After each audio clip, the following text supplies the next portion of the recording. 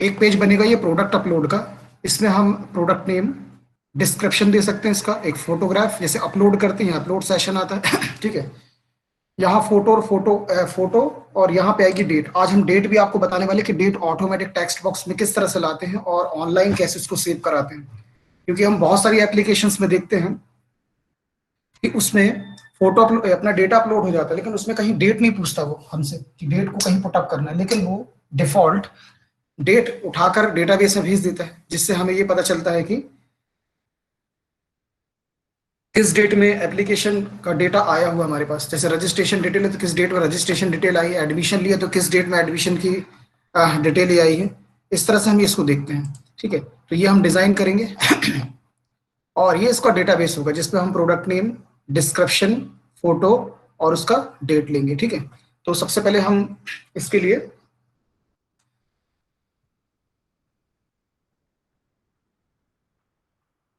Studio management को open करते हैं।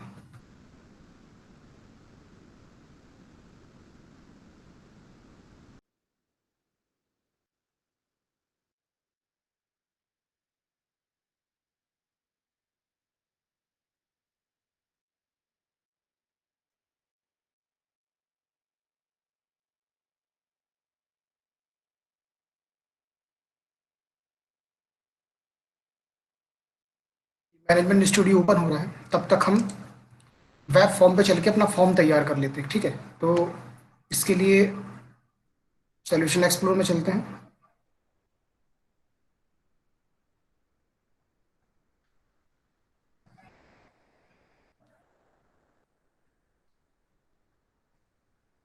और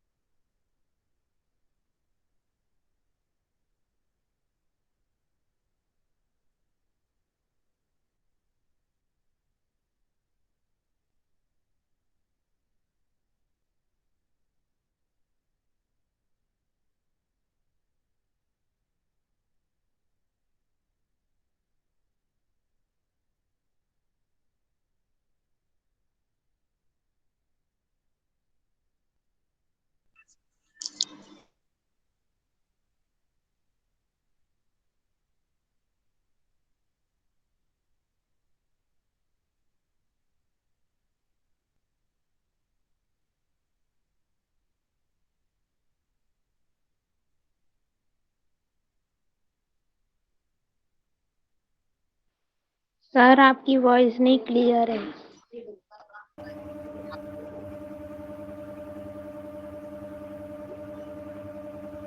हेलो।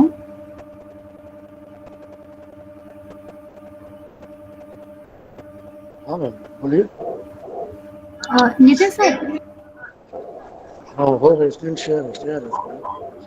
आपकी ओके। आवाज़ क्लियर आ रही।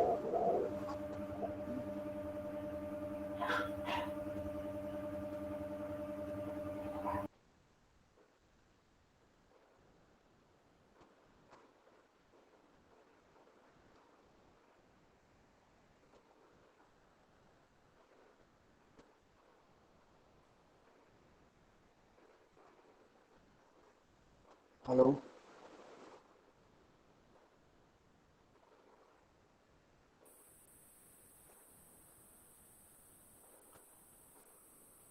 हेलो। में लखनऊ में रैली की थी वहां।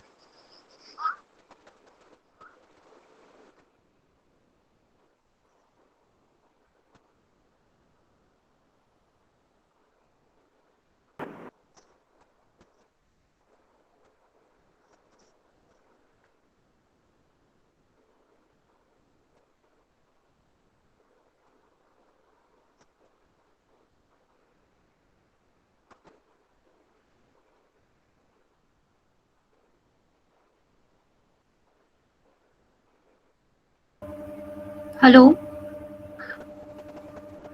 जी मैम, बोलिए। नितिन सर।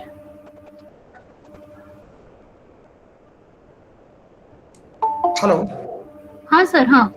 हाँ हाँ, हाँ ओके हाँ ma'am, okay ma'am. Ma'am, okay.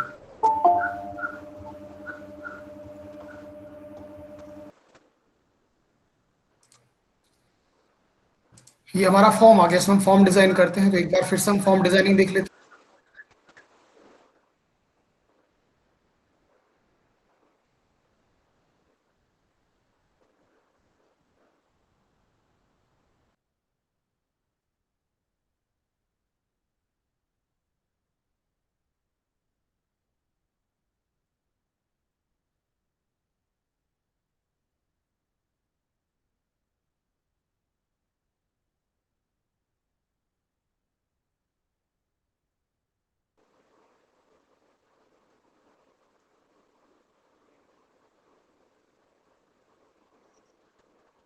Sir voice not clear sir.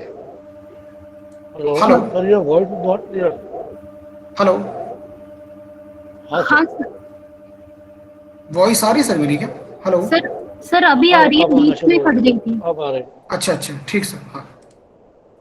Okay okay, proceed sir, proceed. No problem, no issue. ये देखिए, ये जो ऊपर का टॉप बार है, हम इसको क्या करते हैं, इसको मर्ज करते हैं मॉडिफाई करके, ठीक है। इसमें हम लिखते हैं अपलोड प्रोडक्ट। लिखा हमने अपलोड प्रोडक्ट।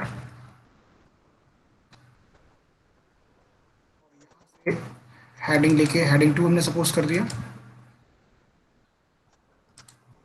जी। इस तरह से कलर कर देते हैं। सर फॉन्ट थोड़ा बड़ा कर दीजिए। हेलो। डिस्प्ले जूम हो जाता है, कर लीजिए, हो जाता है। हाँ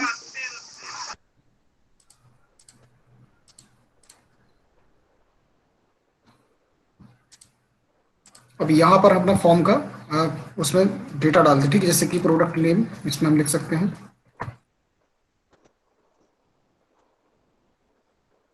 प्रोडक्ट नेम। इसी फॉर्म के अकॉर्डिंग ही काम करते हैं, जो हमने डिजाइन भी किया था फॉर्म, इसमें दिखाया था आपको। प्रोडक्ट नेम, प्रोडक्ट का डिस्क्रिप्शन, फोटो और डेट।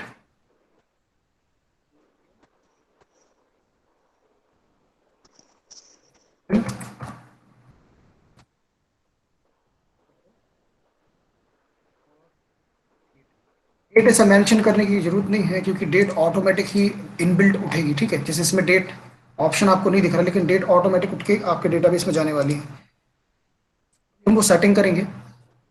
सबसे पहले प्रोडक्ट नेम के लिए हम लेते हैं टेक्स्ट बॉक्स। ये टेक्स्ट बॉक्स हमने दिया है यहाँ पे। इसके बाद ये जो डिस्क्रिप्शन है, इसमें भी रहेगा टेक्स्ट बॉक्स, बट इसके टेक्स्ट बॉक्स का जो साइज और मोड रहेगा वो रहेगा मल्टी लाइन। ये मल्टी लाइन मोड हमने कर दिया इसका। और ये रो है, रो हो जाएगी 5। ये कुछ इस तरह से, ठीक है। अब हम देखते हैं फोटो वाला सेशन, ठीक है। फोटो अपलोड करने के लिए, प्रोडक्ट अपलोड करने के लिए हम क्या करते हैं,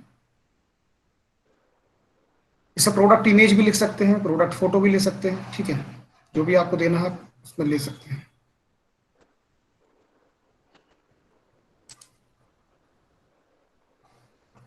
यहाँ पर है फाइल अपलोड कंट्रोल। ये देखिए लिखा फाइल अपलोड। इसको हम यहाँ पर लेकर आते हैं। ये देखिए फाइल अपलोड कंट्रोल आ गया। ये हमने सेट कर दिया इस फाइल अपलोड कंट्रोल को। अब हमें क्या करना है, देखिए एक बात ध्यान देने वाली बात ये है डेटाबेस में कभी भी फोटो स्टोर नहीं होती, ठीक है। ये बात ध्यान रखें हमेशा के लिए। डेटाबेस में कभी भी फोटो स्टोर नहीं होती, ठीक है। डेटाबेस में फोटो का नाम स्टोर होता है, और फोटो जो स्टोर होती है वो होती है डेटाबेस में, ठीक है। डेटाबेस मतलब कि सॉरी, डेटाबेस में जो फोल्डर, जो हमारा फोल्डर होता है पार्टीशन में, उसमें फोटो स्टोर होती है, ठीक है। तो इसके लिए हमें यहाँ पे एक फोटो का फोल्डर बनाना पड़ेगा। फोटो या प्रोडक्ट नाम का हम प्रोडक्ट बना देते हैं। ये प्रोडक्ट नाम से हमने फोल्डर बना दिया। तो जितनी भी इमेज अपलोड की जाएगी वो इस पर्टिकुलर फोल्डर में आएगी, ठीक है। इस पर्टिकुलर फोल्डर में आएगी। अब जो अपलोड करेंगे हम, ठीक है, यहां से हम लेते हैं बटन। इस बटन पे हम लिखते हैं सेव, सॉरी, एक बटन हम लेंगे पहले अपलोड के लिए। यहां पर हम रखेंगे और इस पे हम अपलोड पे क्लिक करेंगे, ठीक है। जब अपलोड पे क्लिक किया जाएगा तो ये डेटा जो है उठ के डायरेक्ट कहाँ चला जाएगा, उस फोल्डर में। और इसका जो फोटो प्रोडक्ट का नाम है वो एक टेक्स्ट बॉक्स में आ जाएगा। तो इसके लिए हम एक टेक्स्ट बॉक्स लेते हैं। ये टेक्स्ट बॉक्स हमने ले लिया, ठीक है। इस टेक्स्ट बॉक्स को और थोड़ा सा नीचे लेते हैं और यहाँ पर हम रखेंगे एक इमेज। इमेज कौन सी लेनी? इमेज कंट्रोल लेना ASP.NET का, हमने ये रखा।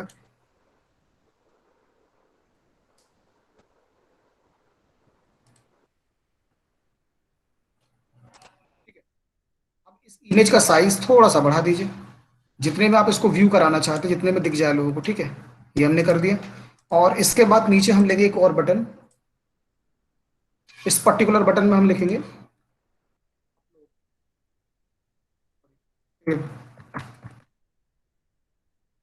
प्रोडक्ट सेव हो जाएगा और ये बटन हमारी रहेगी अपलोड। हमने सेटिंग कर ली। अब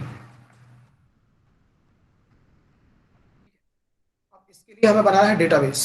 एक टेक्स्ट बॉक्स और लेना पड़ेगा डेट के लिए, जो कि अभी आपने बात की थी कि डेट भी हमें डिस्प्ले करनी है। तो एक टेक्स्ट बॉक्स हम यहाँ रख लेते हैं। ये टेक्स्ट बॉक्स 4 हो गया डेट के लिए, इसको हम सेव करते हैं, ठीक है। अब हमें डेटाबेस तैयार करना है, तो डेटाबेस के लिए हम क्या करेंगे, SQL सर्वर मैनेजमेंट को ओपन करते हैं।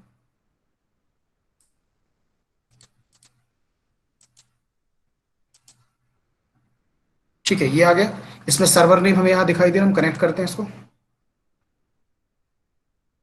तो एक प्रोजेक्ट का एक डेटाबेस रहता है, उस डेटाबेस में मल्टीपल बहुत सारी टेबल्स हो सकती हैं, ठीक है। अभी हम इसमें टेबल बनाएंगे, 2 टेबल बनने वाली है, एक प्रोडक्ट टेबल और एक बनेगी एडमिन लॉगिन के भी। हम एडमिन लॉगिन का ही प्रोसीजर आपको बताने वाले हैं कि एडमिन लॉगिन या यूजर लॉगिन किस तरह से आप करेंगे।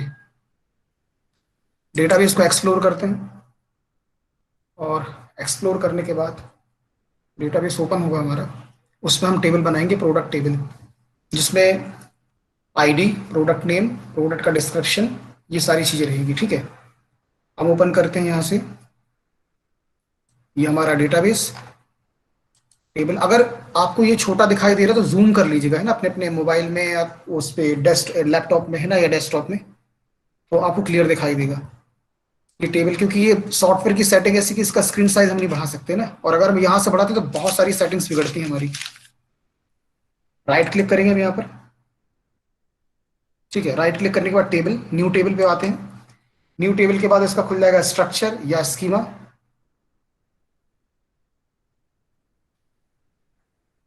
कभी कभी वाइवा पूछते हैं,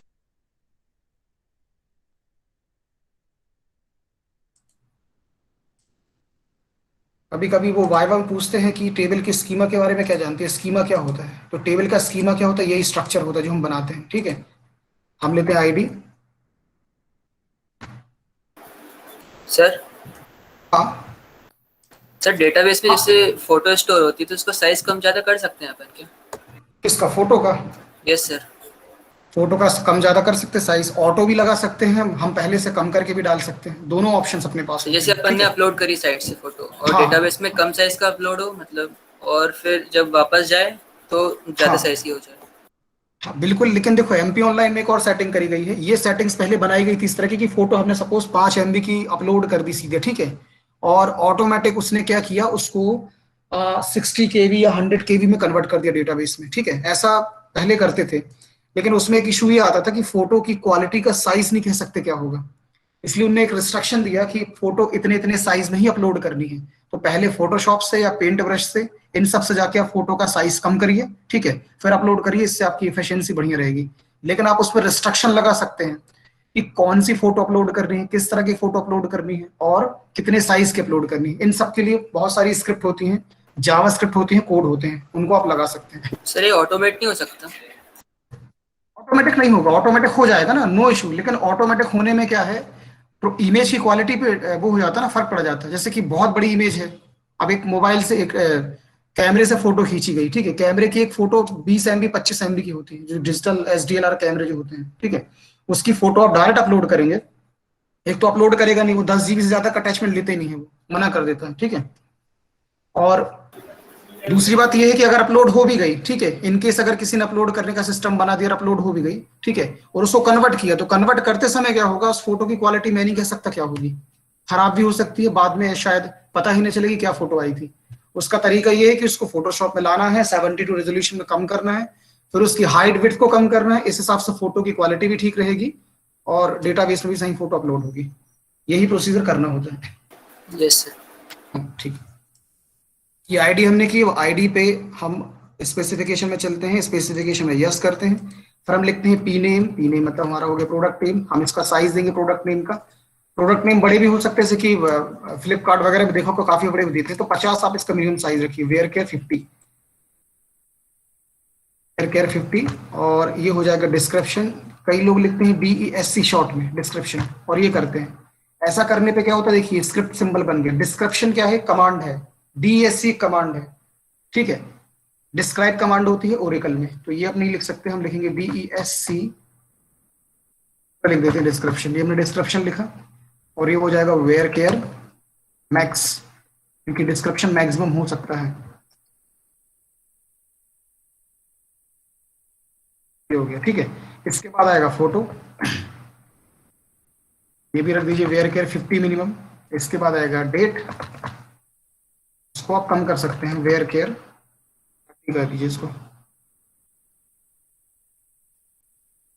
हमने कर दिया वेयर केयर 30। ओके, अब हम इसको सेव करते हैं, ये सेव बटन मैंने क्लिक किया, और इसको हम सेव करते हैं प्रोडक्ट के नाम से, हमने लिखा प्रोडक्ट। ओके, ये हो गया सेव। ये टेबल हमारी बन के तैयार है, ठीक है। अब हम चलते हैं हमारे फॉर्म पर। फॉर्म पर जाने के बाद हमें कुछ कुछ सेटिंग्स करनी है, मैं समझाता हूँ आपको कौन कौन सेटिंग्स। बटन है, इस बटन पर डबल क्लिक करने पे क्या होगा, पर्टिकुलर जब यहां से डेटा उठेगा, ध्यान देना, हम अपलोड से डेटा लेंगे। जैसे ही यहां से अपलोड से डेटा लेते हैं, अपलोड बटन पे क्लिक करेंगे। अपलोड बटन पे क्लिक करने के बाद फोटो में फोटो आनी चाहिए, और नीचे के टेक्स्ट बॉक्स में उस फोटो का नाम आना चाहिए। इतना काम इस अपलोड बटन से होना चाहिए। तो हम इसके लिए सेटिंग्स करते दिखाते हैं आपको, ठीक है, एक मिनट। ये देखिए, इसके लिए एक फंक्शन है, इसको बोलते हैं मैप पाथ, ठीक है, मैप पाथ। ये देखिए, इसे हमने एक वेरिएबल बना दिया, इसको हम ले जाते हैं वहां पे कोड पे। फोल्डर का नाम क्या था, प्रोडक्ट, यहाँ प्रोडक्ट से।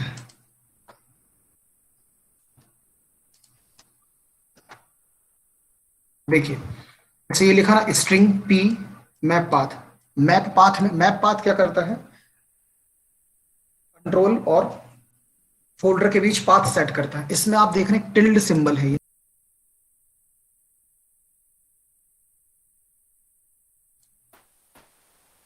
टिल्ड सिंबल है, जो कि डिस्ट्रक्टर फंक्शन के साथ लगता है, देखा होगा आपने ना, कंस्ट्रक्टर वाला डिस्ट्रक्टर उसके साथ लगता है, इसको बोलते हैं टिल्ड सिंबल। अगर ये टिल्ड सिंबल के बाद ये स्लैश है, इसका मतलब होता है ये रूट फाइंडर है। क्या है, रूट फाइंडर, मतलब जो हमारा प्रोजेक्ट होगा उस रूट में इस पर्टिकुलर फोल्डर को ढूंढेगा। कौन से फोल्डर को, प्रोडक्ट नाम के फोल्डर को, ठीक है। उसके साथ में प्लस करेगा प्रोडक्ट के नेम को, जो भी हम फोटो उठाएंगे उसके नेम को ये करेगा, और स्ट्रिंग पी में स्टोर कर देगा ये, ठीक है। बाद में जब हम सेव करेंगे तो डेटाबेस में डेटा हमारा जाएगा, मतलब कि डेटाबेस में नहीं, फाइल फोल्डर में सब डेटा सेव रहता थोड़ी देर के लिए, कब तक के लिए, जब तक कि हम सेव नहीं करते, ठीक है। फिर हमने क्या किया, टेक्स्ट बॉक्स 3 के टेक्स्ट में फाइल अपलोड में जो आने वाली जो इमेज है या प्रोडक्ट है, उसके डेटा को रख लिया टेक्स्ट बॉक्स 3 में, जो कि हमें करना था। और साथ में नीचे का जो इमेज यूआरएल है, इमेज का एक यूआरएल प्रॉपर्टी होती है जिससे कि इमेज दिखाई देती है, ठीक है। तो इमेज यूआरएल में सबसे पहले प्रोडक्ट के टिल्ड सिंबल के साथ प्रोडक्ट के लोकेशन को उसने किया, प्लस करके क्या किया, फोटो को किया। तो इसमें पर्टिकुलर क्या हो जाता है, इमेज में फोटो आ जाती है, ठीक है। इसे हम देखते हैं एक बार ट्राई करके कैसे काम करेगा ये। इसको सेव करते हैं और इसको ब्राउजर पे व्यू करते हैं, देखते हैं किस तरह से काम करने वाला है।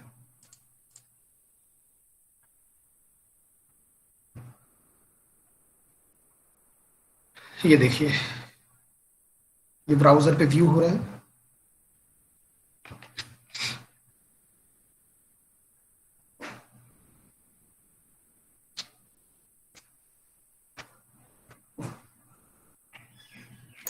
सर, हाँ बताइए।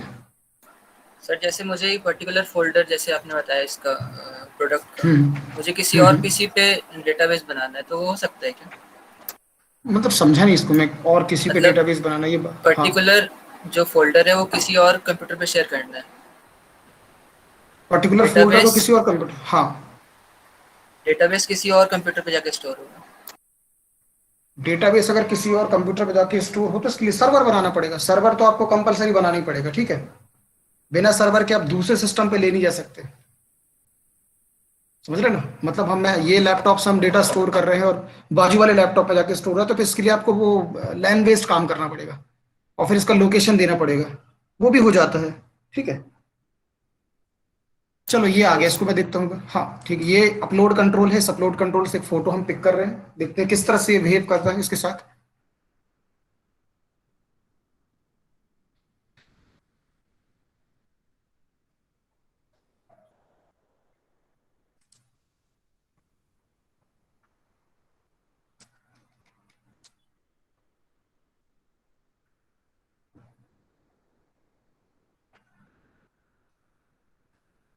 जैसे ये जेके कंस्ट्रक्शन लिखा है, साइज चेक कर ले, ठीक है, ये हो गया।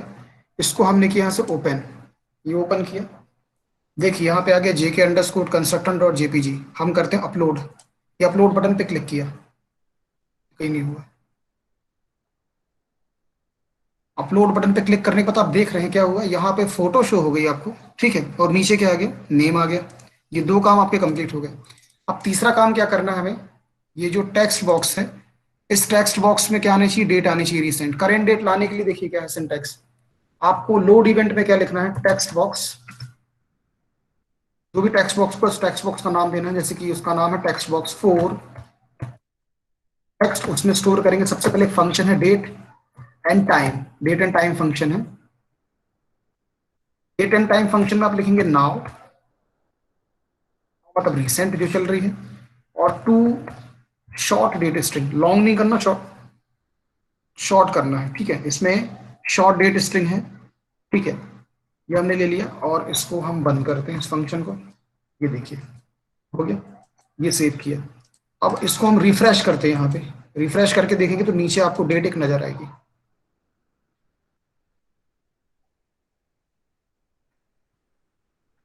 ये देखिए डेट भी दिखने लगी, है ना। अब सेव बटन पे क्लिक करेंगे तो अब हमारे पास इससे बचा है कोड, कौन सा,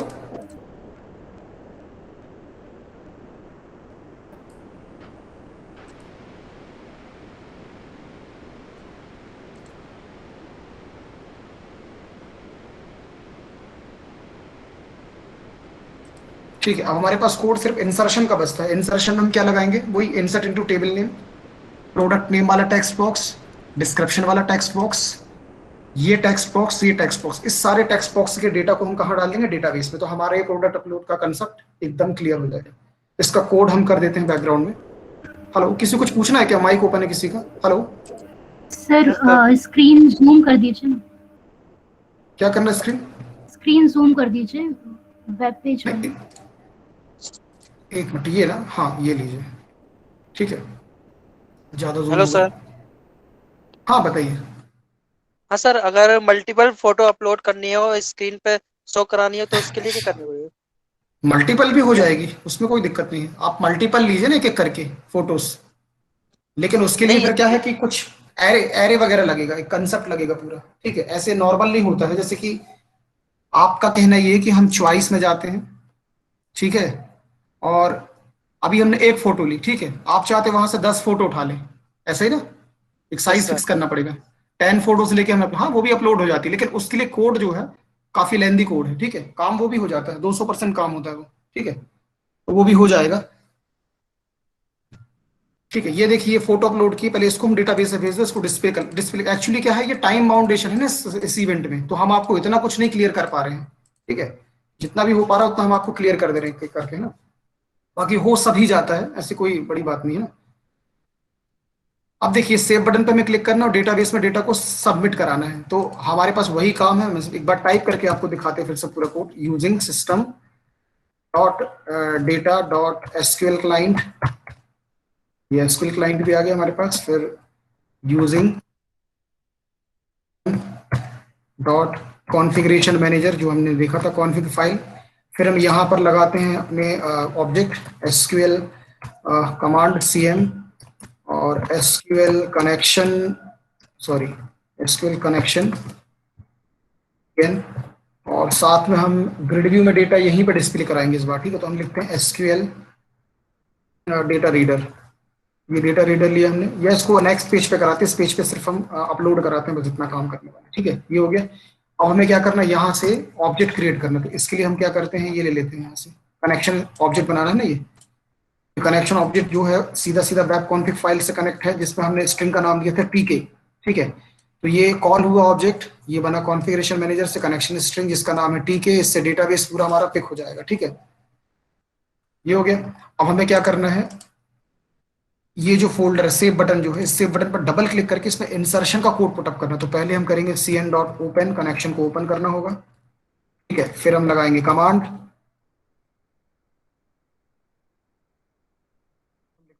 insert into टेबल नेम हमारा था प्रोडक्ट, वैल्यूज कीवर्ड लगेगा, ये वैल्यूज कीवर्ड पुटअप किया, फिर फंक्शन सिंबल ओपन किया, सिंगल कोट के बाद डबल कोट, फिर प्लस प्लस, इसके बाद टेक्स्ट बॉक्स 1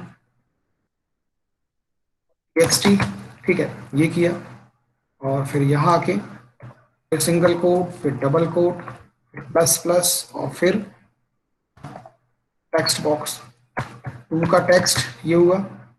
हम यहाँ चलते हैं, यहाँ हम फिर देखते हैं, कॉमा लगाते हैं यहाँ पे, सिंगल कोट, फिर डबल कोट, फिर प्लस प्लस, फिर टेक्स्ट बॉक्स थर्ड का टेक्स्ट हम लेते हैं यहाँ पे, और अंतिम में जाके रखिए हम सिंगल कोट, फिर डबल कोट, फिर प्लस प्लस पुटअप करके टेक्स्ट बॉक्स को हम टेक्स्ट बॉक्स 4 हम लेके यहाँ पे काम करते हैं। मैंने प्रॉपर्टी सेट कर दिया, और एंड में आके हम इसमें सेमीकोलन पुटअप करते हैं, ठीक है, ये हमारा इंसर्शन कोड कमांड तैयार है। हम लिखते हैं cm equal to new, command object हमें बनाना पड़ेगा, ये कमांड ऑब्जेक्ट बना, ठीक है, इसमें k पास किया, इसमें cn को पास किया, इसमें फंक्शन सिंबल हमने बंद किया यहाँ पे, ठीक है, ये भी काम हमारा कंप्लीट। और हमें लगेगा अब रीडर क्लास, तो हमने लगाई cm dot execute non query, इससे हमारा डेटाबेस में डेटा सेव हो जाएगा, ठीक है। इसके बाद हमारी रिस्पॉन्सिबिलिटी बनती है टेक्स्ट बॉक्स इसको ब्लैंक कराने की, क्योंकि क्या करना है, हमें ऐसी स्क्रीन देनी है जो कि भाई वैल्यूएबल होनी, तो बाद में उसको डेटा भी मिटाना पड़ेगा, ठीक है। टेक्स्ट बॉक्स 3 मिटाना है, लास्ट का 4 टेक्स्ट बॉक्स क्लियर नहीं करना है, क्योंकि उसमें जब भी लोड होगा हमारा पेज, रीसेंट डेट उठा के वो दे देगा, ये हो गया। इसके बाद आप इमेज का यूआरएल भी क्लियर कर सकते हैं, जैसे इमेज 1 डॉट इमेज यूआरएल भरने के बाद एकदम क्लियर हो जाए, image URL equal double quote, image URL भी हमारा हो जाएगा ब्लैंक, ठीक है। ये हमने काम कर दिया। एक हम लेबल ले लेते हैं,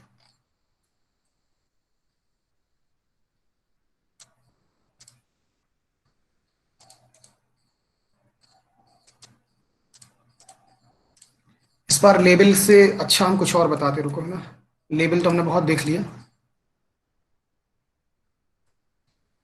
ठीक है। अलर्ट बॉक्स है, जो जावास्क्रिप्ट में जो अलर्ट बॉक्स होता है उसको हम लगाने वाले हैं डायरेक्ट, तो ASP.NET डायरेक्टली जावास्क्रिप्ट के कोड को सपोर्ट करता है, ठीक है। कैसे करना है, हम यहाँ लेबल लेने वाले थे, अब लेबल की जगह हम क्या कर रहे हैं, यहाँ पे ये ले रहे हैं कोड, ठीक है। ये लगा रिस्पॉन्स डॉट राइट कोड एक, ठीक है, इसमें लगता है डबल कोड, फिर स्क्रिप्ट के अंदर हम लिखते हैं लैंग्वेज, कैपिटल लेटर में लिखना है, सिंगल कोड में जावास्क्रिप्ट, ये एंगल ब्रैकेट बंद होगा, फिर लगेगा अलर्ट फंक्शन को ब्रैकेट ओपन करके सिंगल कोड में हम जो चाहे वो मैसेज दे सकते हैं, ठीक है, और फिर स्क्रिप्ट बंद होगी, डबल कोड बंद होगा, और फिर आगे कोड बंद होगा, ठीक है। हम जो भी मैसेज देंगे वो मैसेज आएगा, ठीक है।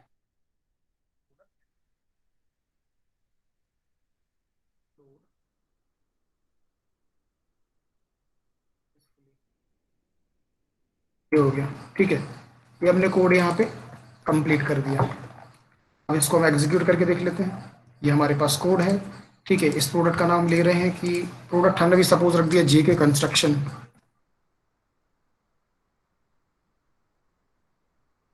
रख दिया, डिस्क्रिप्शन दे दिया हमने यहाँ पे JK कंस्ट्रक्शन,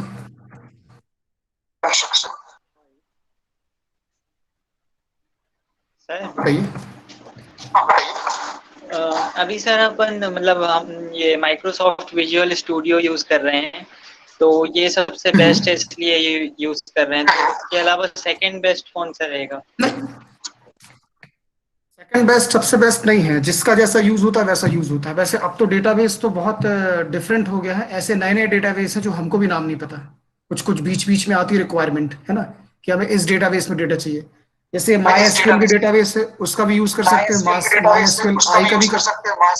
स्पीकर बंद करे पहले, लाउड स्पीकर होने किसी का। हाँ ठीक है, इसके अलावा DB1 भी यूज कर सकते हैं, DB2, ये IBM के डेटाबेसेस हैं। ठीक है, ओरेकल सबसे अच्छा डेटाबेस होता है, एक बात समझ लीजिए, ओरेकल जो है वो सबसे अच्छा डेटाबेस है। ओरेकल का मतलब एसक्यूएल कमांडर ही होता है। ओरेकल अपने आप में एक बड़ी कंपनी है जो IBM के साथ काम करती है, सबसे अच्छा डेटाबेस है। ठीक है, जो RDB में से कंसेप्ट है, रिलेशनल डेटाबेस मैनेजमेंट के कंसेप्ट है, इसको EF Codd doctor Edgar Frank Codd ने बनाया था, जिनने ठीक है नियम दिए थे, उसको ISO वगैरह ने मिलकर 12 कर दिए थे। जैसे कि डेटाबेस में डेटा हमेशा रो एंड कॉलम में स्टोर होगा, ये भी नियम है। दुनिया में जो भी डेटाबेस की फाइल होगी, डेटाबेस की जो लैंग्वेज होगी, यूनिवर्सल SQL ही होगी, स्ट्रक्चर क्वेरी लैंग्वेज। ठीक है, ऐसे रूल्स बनाए कि उसकी फॉर्म की ऐसे 12 नियम थे, उनको बनाया। उसमें से जो वर्ल्ड में जो डेटाबेसेस हैं, उसमें से ओरेकल एकमात्र ऐसा डेटाबेस है जो 12 में से 11 रूल्स को फॉलो करता है। तो इस हिसाब से ओरेकल सबसे अच्छा डेटाबेस होता है। लेकिन ओरेकल डेटाबेस सस्ता नहीं है, कंपनी लेवल के लिए ठीक है। ठीक है, अपन छोटे प्रोजेक्ट्स अगर किसी की 15,000 में, 20,000 में, इतने में अगर वेबसाइट दे रहे तो वहां पे ओरेकल डेटाबेस यूज नहीं कर पाएंगे आप, बहुत महंगा होता है उसका सेटअप। ठीक है, ये हमने बताया ऑल टाइप्स ऑफ प्रोडक्ट। कुछ और पूछना बताएं। Hello. No sir, thank you, okay ठीक, थैंक यू, हाँ ठीक, थैंक्स हाँ हाँ, हमने डिस्क्रिप्शन दे दिया ऑल टाइप्स ऑफ प्रोडक्ट।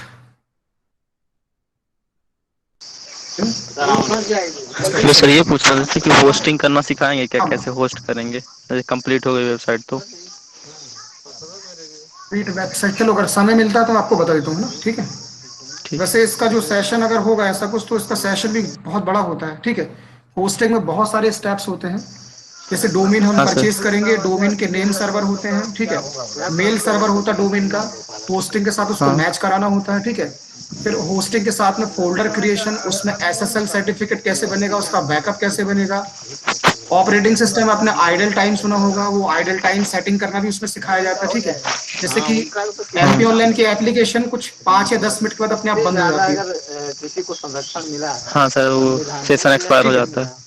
हाँ सेशन एक्सपायर, तो उसके लिए आइडल टाइम होता है, वहां पे आइडल टाइम 20 मिनट कर सकते हैं, अब मैक्सिमम भी कर सकते हैं, अनलिमिटेड भी कर सकते हैं।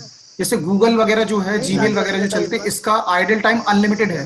आप देखो, आप ब्राउजर पे लॉगिन करके भी छोड़ो, दूसरे ना आके अगर आप काम करते हो तो आपको लॉगिन ही मिलता है ना, हाँ सर। एप्लीकेशन बंद नहीं होती। हाँ, तो ये सारी सेटिंग्स होती है, काफी बड़ा टाइम है, एक दिन पूरा पूरा इसलिए चाहिए हमें ना। देखेंगे अगर इवनिंग अगर समय बचता है तो मैं आपको बताता हूँ ना निश्चित रूप से। ठीक है, ठीक है, केवल अगर जैसे कि होस्टिंग डोमेन सब कुछ है तो केवल होस्ट करना सिखा देते हैं बस, होस्टिंग में अगर चलिए मैं शॉर्ट था। होस्ट करना मैं आपको दिखाता हूँ, बताता हूँ। ठीक है, ये कंप्लीट जल्दी करते हो, हम बताते हैं आपको। ठीक है, हाँ ठीक, ओके। ओके सर हाँ बताइए। सर एक वेबसाइट बनाने में कितनी कॉस्ट आती है, मतलब अभी मैं सामने कॉस्ट वाले से। एस्टिमेशन, हाँ अभी कॉस्ट एस्टिमेशन में बताने वाला हूँ आपको, ये कंप्लीट कर लो फिर आपको बता रहा हूँ। ठीक है, ये देखिए, ओके ये सर। हमने देख ली। हाँ मैं आपको बताऊंगा निश्चित रूप से, ये हमने देख लिया, ये डेटा हमने पुटअप किया। मैं सेव बटन पे क्लिक करता हूँ, ये सेव बटन पे क्लिक किया, ये देखिए ओपन हो रहा है, ये लोड हो रहा है। ठीक है, लोड होने के बाद ये देखिए क्या होगा, पता ही नहीं चला अभी तो ना। एक मिनट, ये सेव नहीं हुआ ना, इसीलिए प्रॉब्लम कर रहे हैं। डेटाबेस में डेटा चला गया, 2-3 बार डेटा चला गया। ठीक है, फिर ये सेव बटन पे क्लिक करता हूँ।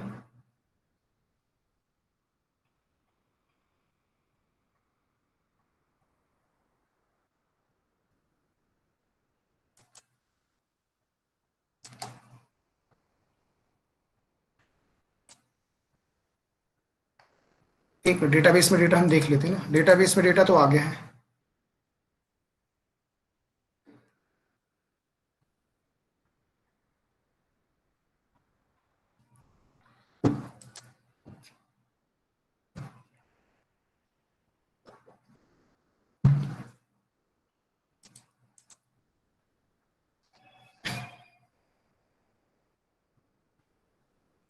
शो टेबल डेटा,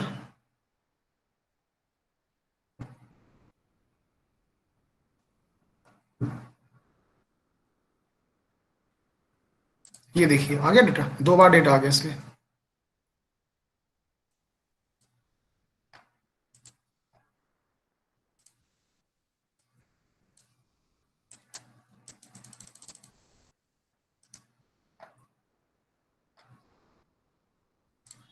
एक बार इसको फिर से रिफ्रेश करते हैं।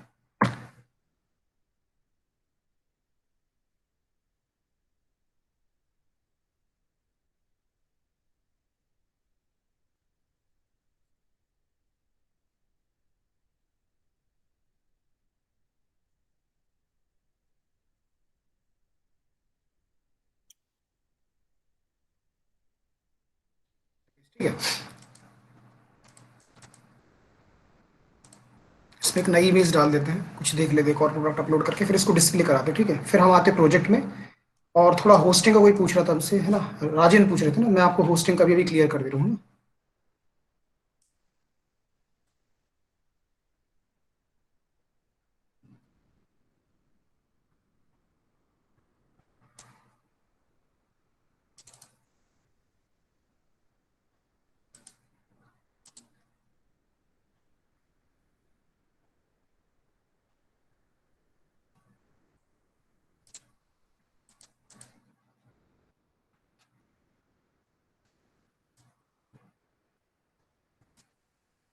अब ये ले लेंगे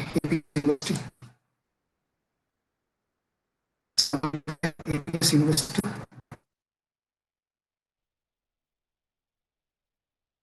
ऑप्शन में इसके प्रोडक्ट क्या हो जाएंगे, ये कोर्सेज करवाता BCA। ठीक है, ये ऐसा लिखे UG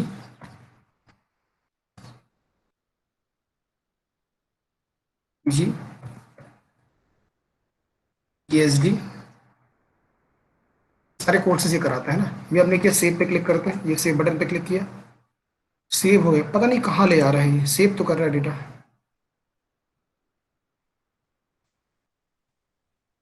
डेटा सेव हो गया, इसको थोड़ी देर के लिए बंद करता हूँ अभी, इससे कोई इशू हो रहा है शायद। ये देखिए, इस इशू यहाँ से हुआ, कुछ आगे का डेटा मिटा था इसमें, ये स्क्रिप्ट मिट गई थी। ठीक है, इसी की प्रॉब्लम हो रही थी कि उसको वो रीड नहीं कर पा रहा था। हमें यहाँ तक लेना है।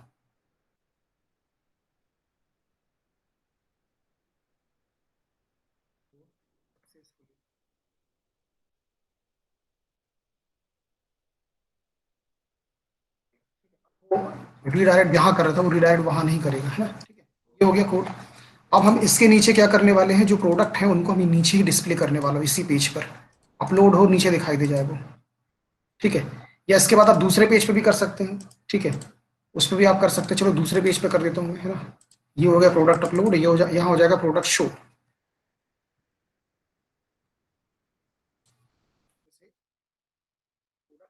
डिटेल अंडरस्कोर डिटेल्स, ये ऐड किया, ये आ गया फॉर्म। यहाँ जाके हम डिज़ाइन पे आते हैं, वही कंसेप्ट हम वापस लगाते हैं इसमें।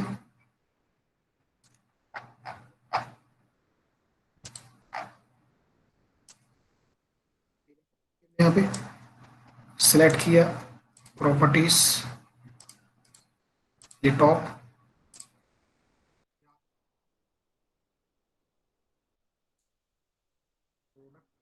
डिटेल्स,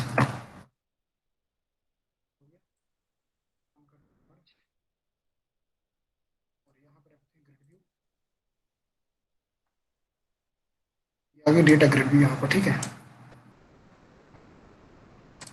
इस ग्रिड व्यू को हम कर रहे हैं बाउंड। बाउंड करना बहुत जरूरी ग्रिड व्यू। ठीक है, कैसे होगी बताता हूँ मैं ना। ग्रिड व्यू की विड्थ पहले 100% कर दी, 100% विड्थ कर दी हमने। समझने वाली बात है, ग्रिड व्यू में शो कैसे हो। ठीक है, ये तो हो गया, दिखाते हैं फिर ना, क्योंकि इसकी सेटिंग पूरी देखनी पड़ती है। ठीक है, इसमें जो अपलोड होगा, इसमें जो सॉरी ऐड होगा, वो अलग टाइप का होगा। देखते हैं कैसे। जैसे ये हमारे पास, हम इस पे जाएंगे, ऐड कॉलम पे क्लिक करेंगे। ठीक है, ऐड कॉलम में क्लिक करने के बाद सबसे पहले हम लेंगे इमेज कंट्रोल। ये इमेज देखिए, हमने कंट्रोल इमेज पे टिक करके लिया, इस बार अलग टाइप का दिखाई दे रही है। ऊपर बाउंड फील्ड है, ये बाउंड किया, 1 2 3। ठीक है, इस पे जाके हम क्या करेंगे, हेडर हमको कुछ भी नहीं देना इसका, हम यहाँ पे इन 2 फील्ड का उपयोग करेंगे। ठीक है, 1 मिनट।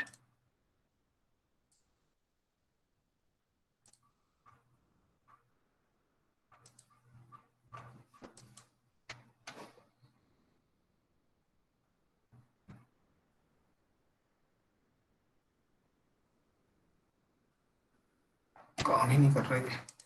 चलिए इस पे बता देता हूँ ना। जैसे डेटाबेस में इसका नाम था फोटो, नहीं प्रोडक्ट है ना डेटाबेस में। किसी कुछ पूछना क्या? माइक ओपन है। इसको मैं लिखता हूँ प्रोडक्ट, क्लिक किया।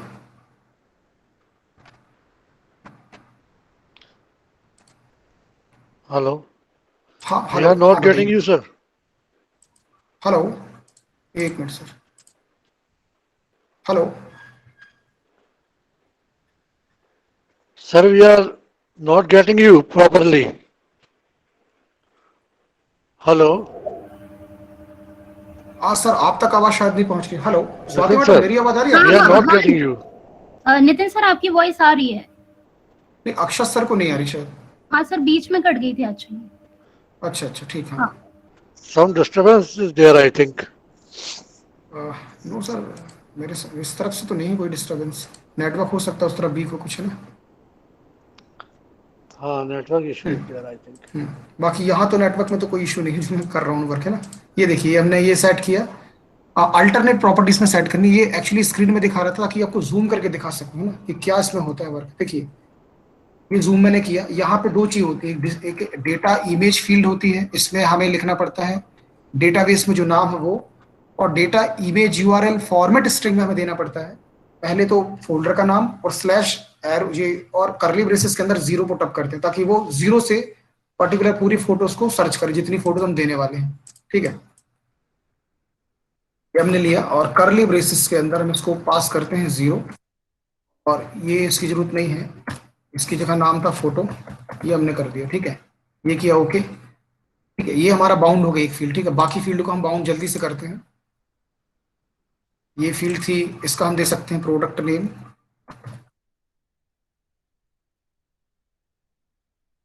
और यहाँ फील्ड थी प्रोडक्ट की नेम, ये फील्ड थी डिस्क्रिप्शन, और ये फील्ड थी डिस्क्रिप्शन, और ये थी किस डेट पे ऐड किया गया। ठीक है, डेट ऑफ एंट्री। अब सेविंग जो भी आप देना चाहें दे सकते हैं, इसमें मैंने लिख दिया डेट। ये हो गया, ओके किया। यहाँ से ऑटो जनरेटेड रिमूव करना है, ये हमने रिमूव किया। ठीक है, अब चल के हम वापस सेटिंग कर देते जो हमने सेटिंग कराई थी कल। सबसे पहले हेडर स्टाइल, हेडर स्टाइल में करना है इसको आपको लेफ्ट, और इसको करना है मिडिल, और इसकी हाइट करना 50 px, ये हमने किया पहला काम।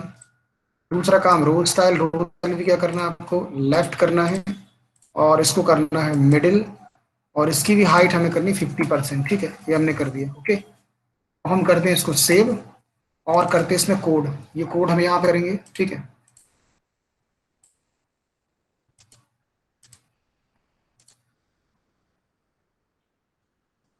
कोड हम यहाँ से कॉपी करके पेस्ट करते हैं। हम देख चुके हैं, बार बार टाइप करने की आवश्यकता नहीं है ना।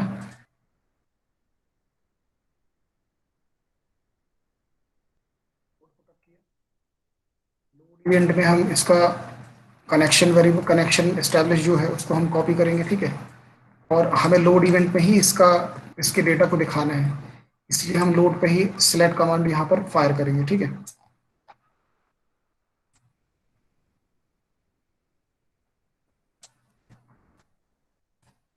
ये हमने लिया। सेलेक्ट एस्ट्रिक फ्रॉम आरईजी की जगह क्या रहेगा, हमें पूरा डेटा लेना, कोई फिल्टर नहीं करना है। ठीक है, तो हम यहाँ से आरईजी, टेबल का नाम था प्रोडक्ट, टेबल हमारी। इसके बाद ये भी हमारा रीडर क्लास लग गई। इसके बाद हमें ग्रिड व्यू को बाउंड करना है।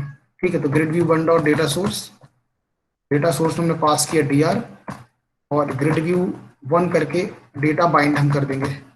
डेटा बाइंड कंट्रोल भी हो गया। टास्क हमारे कंप्लीट। अब इस पेज को हम एग्जीक्यूट करके देख ले रहे हैं कि कैसा हमारा ये व्यू हो रहा है। ठीक है, ये हमने एग्जीक्यूट किया।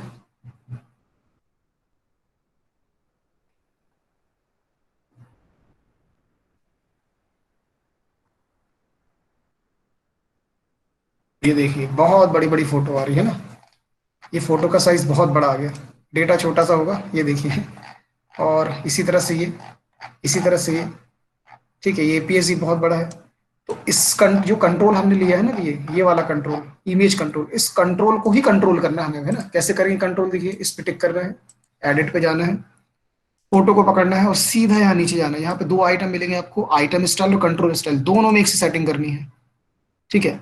सेटिंग कैसे करनी है इसमें दोनों में, इसकी विड्थ को हम फिक्स करते हैं, विड्थ हमने सपोज 300 कर दिया, या 300 बहुत ज्यादा, 200, 300 ठीक है विड्थ, नहीं नहीं नहीं नहीं, 200 विड्थ की हमने इसकी, और हाइट हमने कर दी 300। ओके, ये किया एक काम।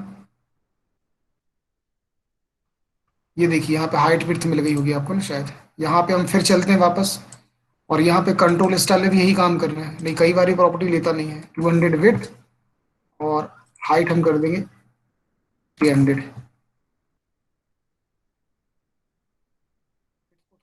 बढ़ाया जाए 250।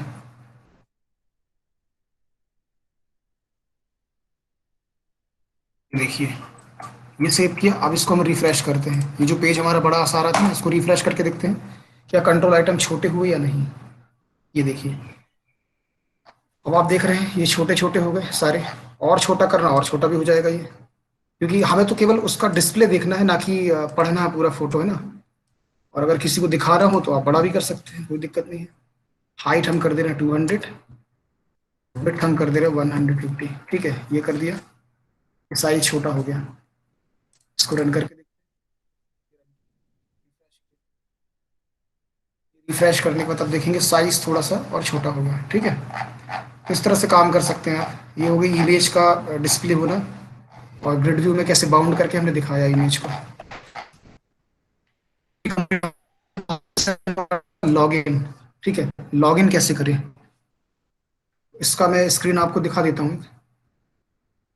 लॉगिन के लिए हमें एक फॉर्म डिजाइन करना है, ठीक है। जैसे फॉर्म डिजाइन हमने ऐसे छोटा सा डेमो दिया है, यहाँ पे यूजर नेम, यहाँ पे पासवर्ड डालेंगे, फिर आगे हम चलेंगे। आगे चलने के बाद हमें क्या करना है, लॉगिन करना है। लॉगिन करने के लिए क्या कोड है, वही होता है हमारा code, select strip from table name, लेकिन यहाँ पे हम फिक्स करें टेक्स्ट बॉक्स और एक और टेक्स्ट बॉक्स। इसके साथ हमें पढ़ना है सेशन, इसमें सेशन भी पढ़ना है। यहाँ पे सेशन दिया है, सेशन में क्या होता है, एक जगह से डेटा को उठा के वो आगे की तरफ जाता है, समझ रहे ना। सेशन मैनेजमेंट में ये है कि सेशन मैनेजमेंट में हम ये बताते हैं कि जब कोई लॉगिन करता है या किसी पेज पे क्लिक करता है और अगले पेज पर डिटेल अगर वो दिखा रहा है आपको ले आके, तो वो सेशन से ही संबंधित है। सेशन ही वहां से डेटा को वहां तक ले जाएगा और वो काम होगा। तो यहाँ पे एक सेशन हमने काउंट बनाया है, ठीक है, काउंट सेशन बनाया है, जिसमें डेटा को हम ले जाएंगे कहाँ पर, एडमिन के पास, ठीक है। यहाँ पर हम लॉग इन ही बताने वाले, लॉग आउट ही बताने वाले, प्रॉपरली कैसे काम करेगा, ठीक है। तो हम यहाँ सबसे पहले यहाँ से लेते हैं log in session, right click, add new item, यहाँ हम लेते हैं एडमिन लॉगिन ही लिखता हूँ मैं, एडमिन लॉगिन, हमने एक सेशन बनाया, ठीक है, ये ऐड किया। और इसी के साथ हम एक बना दे रहे हैं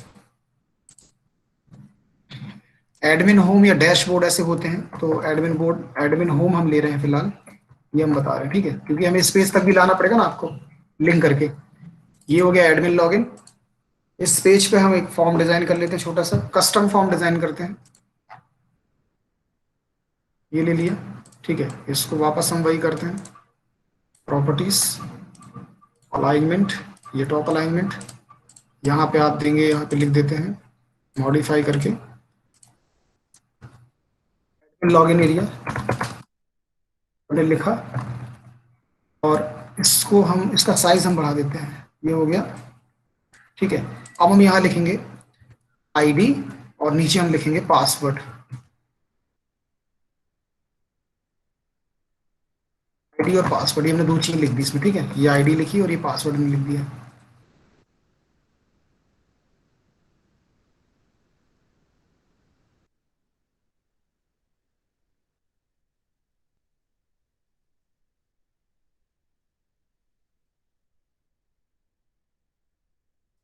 ये लिख दिया, ठीक है। अब इसमें टेक्स्ट बॉक्स हम रख देते हैं फ्रंट पे,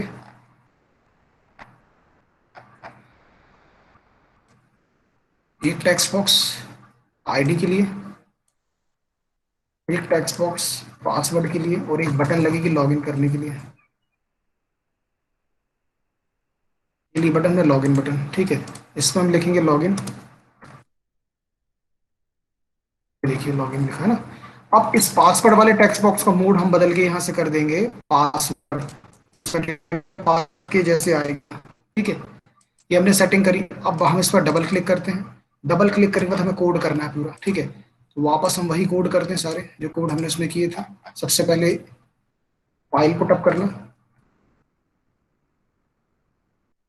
वेरिएबल हम लेते हैं, हमने वेरिएबल्स ले लिया, ठीक है। उसके बाद हम यहाँ पे लेते हैं कनेक्शन, कनेक्शन कॉपी कर दिया हमने यहाँ पे, ठीक है। अब हम यहाँ पे देंगे इंसर्शन का कोड, यहाँ पे हम लगाते हैं। माइक किसी का ओपन है, किसी को पूछना कुछ का? हेलो हेलो, समझ तो गए, मुझे थोड़ी थे।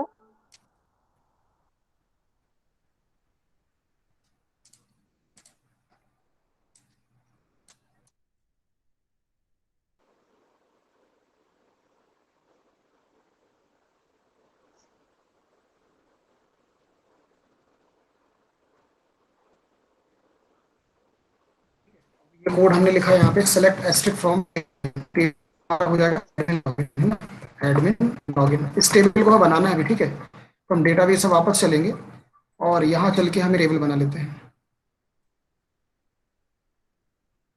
राइट क्लिक करते हैं इस पे, इसका नाम देंगे एडमिन लॉगिन। और इसमें सिर्फ 2 फील्ड रहेगी, इसमें कोई आईडी जो है आईडी ऑटो जनरेटेड नहीं रहेगी, ठीक है। और ये किया 50, ठीक है। ये किया हमने, इसको सेव किया। ये टेबल आएगी एडमिन लॉग इन, ये एडमिन लॉग इन हमने टेबल बना दी, ओके डन। अब इसके बाद हम इसमें डेटा भी पॉप कर देते हैं अभी, ठीक है। रिफ्रेश कर लेते हैं यहाँ पे टेबल। अब देखेंगे 3 टेबल आ चुकी हैं, ठीक है। एडमिन लॉगिन को हम ओपन करते हैं।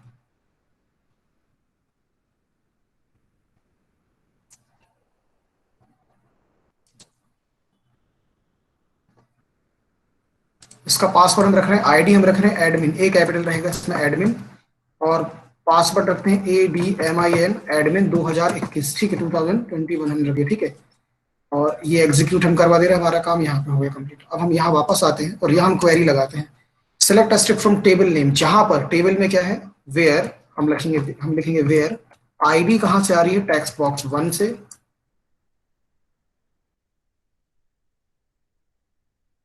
टेक्स्ट बॉक्स 1 के टेक्स्ट से आ रही है आईडी, है ना, ये हमने किया। एंड पासवर्ड में लिखा था PAS,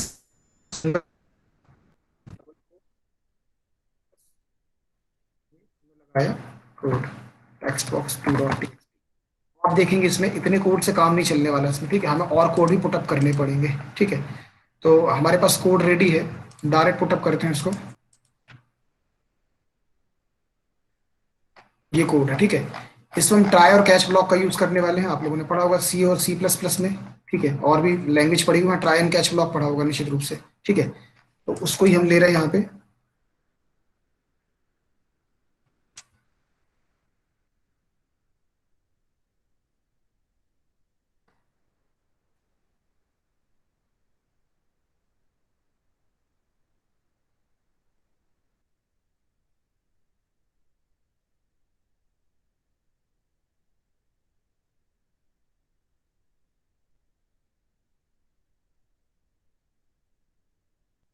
लेबल ले लो ऊपर, लेबल की जरूरत पड़ेगी।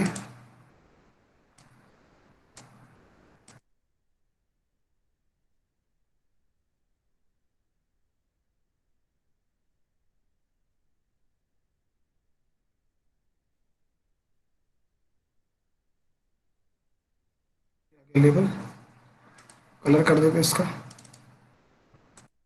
इसकी जो टेक्स्ट है इसको हम कर दे रहे ब्लैंक। ये तब दिखेगा जब हम चाहेंगे ना, जब इस पे डेटा लिखा जाएगा इस पे, ठीक है। ये हो गया ट्राई ब्लॉक। ये ट्राई ब्लॉक में इसकी जरूरत नहीं है कनेक्शन की।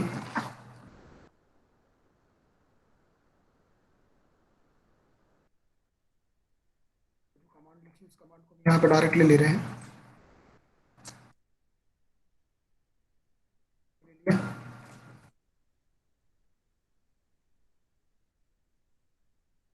और हमने यहाँ पे ले ली, ठीक है। अब हम लगा रहे if condition, if dr dot read, जैसे ये कंडीशन लगी है, अगर dr ने डेटा को रीड कर लिया है, ठीक है, तब क्या होगा, सेशन क्रिएट होगा। सेशन का नाम हमने रखा काउंट, ठीक है। काउंट में हमने लिख दिया टीके 2021 22 रखते हैं बस ना, उसको अलग करते हैं। और ये लिखा रिस्पॉन्स डॉट में डैशबोर्ड ले गया है, तो हमने बनाया एडमिन होम, एडमिन होम में हमको ले जाना है डेटा, ठीक है। और लास्ट में करेंगे कनेक्शन, ऊपर नहीं हुआ, क्लोज हो गया यहाँ पे कनेक्शन, ये कनेक्शन हो गया हमारा dr का सेक्शन। अगर पासवर्ड गलत होता है, अगर मैच नहीं करता, तो लेवल में क्या बता देगा ये, please check ID and password, ये दिखा देगा। और यदि सर्वर से कोई प्रॉब्लम आती है, ठीक है, कोई सर्वर बैठता है या कुछ प्रॉब्लम आती है, तो क्या करेगा ये, लेवल 1 में exe.to स्ट्रिंग एक फंक्शन होता है, ये भर के आपको दिखा देगा कोई एरर है सर्वर में, ठीक है। कनेक्शन को लास्ट में क्लोज कर दिया जाएगा। ये हो गया हमारा कोड, इसको हम सेव करते हैं। अब इस कोड में ये हुआ, इतना कोड हमने यहाँ पे किया, ठीक है, हो गया हमारा कंप्लीट। हमें अगले पेज पे काम करना है। सेशन पे हमने बात की, तो सेशन हमको बनाना पड़ेगा यहाँ पे, तब तो सेशन जैसे काम करेगा, ठीक है। हम क्या कर रहे हैं, इसमें ज्यादा काम नहीं करते हैं, इसमें एक लेबल लेते हैं, बस एक लेबल ये ले लिया, और इस लेबल पे हमने लिखा, खाली कर दिया लेबल को, कुछ भी नहीं, ब्लैंक कर दिया। इस पे उस कोड का नाम आएगा पर्टिकुलर, जो कोड हम लिखेंगे,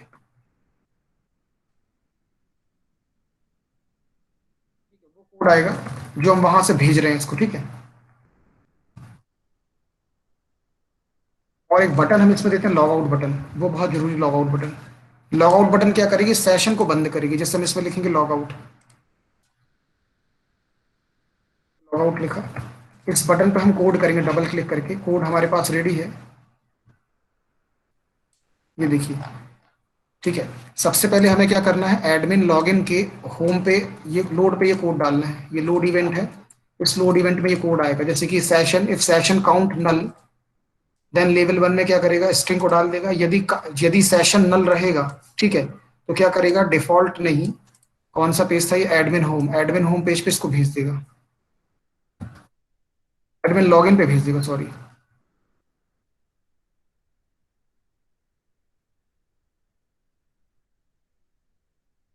एडमिन लॉगिन पेज पे इसको रिडायरेक्ट कर देगा, ठीक है। अब बटन 1 पे हमें कोड करना है, बटन कोड पे हमें क्या करना है, जितना भी सेशन बना है उस सारे सेशन को डिस्ट्रॉय कर देगा। अब ये सब क्लियर हो जाएगा, मैं आपको क्लियर कराता हूँ, ठीक है, किस तरह से ये काम है, क्या कोड है इसका, ये क्लियर करता हूँ, एक मिनट। देखिए हमने इसका भी काम कर दिया, अब इस पे समझते हैं हम, ठीक है। इसको देखें, यहाँ पे क्या कर रहे हैं हम, यहाँ पे आईडी डालेंगे और पासवर्ड डालेंगे और लॉगिन करेंगे। जैसे लॉगिन बटन पे हम क्लिक करेंगे, लॉगिन बटन पे ये होगा, ट्राई ब्लॉक ओपन होगा, कनेक्शन ओपन होगा, कमांड हमारी चलेगी, ये चलेगा, if dr dot read, read करेगा डेटा को। यदि डेटा रीड किया, यदि डेटा मैच कर गया जो हमने डाला, जो डेटाबेस में है, तो क्या करेगा वो, एक सेशन बना के और अगले पेज पे जाएगा, तो अगले पेज पे सेशन भी जाएगा साथ में, ये सेशन, और वहां जो लेवल हमने बनाया उस लेवल में सेशन दिखाई देगा। लेवल में सेशन कैसे दिखेगा, हमने यहाँ पे लिखा है, देखिए लोड में। सर क्या ये लॉगिन आईडी जैसे करेगा जैसे फेसबुक में रहता है? बिल्कुल बिल्कुल बिल्कुल वैसे ही, उसी तरह से। इसमें हम फोटो भी दिखा सकते हैं, ईमेल भी दिखा सकते हैं, फोटो वगैरह भी ट्रेवल होती है इससे पूरी। आपको सेशन बना के ही काम करना बस। तो जैसे हम ये सेशन काउंट ले जा रहे हैं, ये आगे जा रहा है, ठीक है, जैसे लिखा रहता है ना हाई, वहां लिखा रहता है, और हाई ऐसा करके लिखा रहता है ना, तो वो सेशन एंडिंग हमने आगे दिखाया है ना। ये जैसे हम लॉग आउट करते हैं सेशन एंड होता है, ठीक है। तो हमने इसके होम पे देखो ना, ये बटन बनाई, इसमें लिखा है session dot remove all, session dot remove all, जितने भी सेशन बने हैं लॉगिन वाले सबको वो क्या कर देगा, डिस्ट्रॉय, ठीक है, मेमोरी से। और रिस्पॉन्स डॉट रीड कहाँ कर देगा वो, एडमिन होम पर, ठीक है। दूसरा ये केस कह रहा है, इसको जरा समझना क्या बोल रहा है, ये उल्टा बोल रहा है, इसको हमने थोड़ा अलग बनाया, ठीक है। Session dot count not equal to null, उल्टा है ना, यदि सेशन नल नहीं होता तो कंडीशन ट्रू होती इसकी, अगर नहीं हुआ तो कंडीशन ट्रू नहीं है, कब होगा, जब लॉग इन करके आएगा, तो क्या करेगा वो सेशन में चला जाएगा और वहां दिख जाएगा। अब एक और कंडीशन है, इफ सेशन इक्वल टू, अगर हो गया नल, जैसे अगर ये इक्वल नल हो गया तो कंडीशन फॉल्स होएगी, इस केस में डायरेक्ट यहां आ जाएगा। मतलब कोई भी आपका जो admin login admin home page है डायरेक्ट ओपन नहीं कर सकता। जैसे डायरेक्ट ओपन करेगा तो सेशन नल रहेगा और वो कहाँ लाके फेंक देगा आपको, इस पे वापस फिर से लॉगिन करो। ये कोड है सेशन का, ठीक है। अब इसको हम रन करा के आपको दिखाते हैं, काम करेगा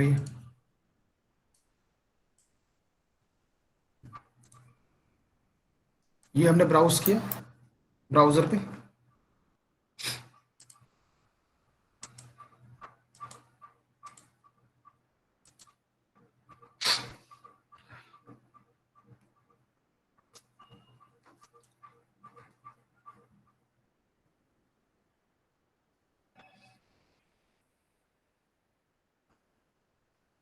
ये देखिए आ गया।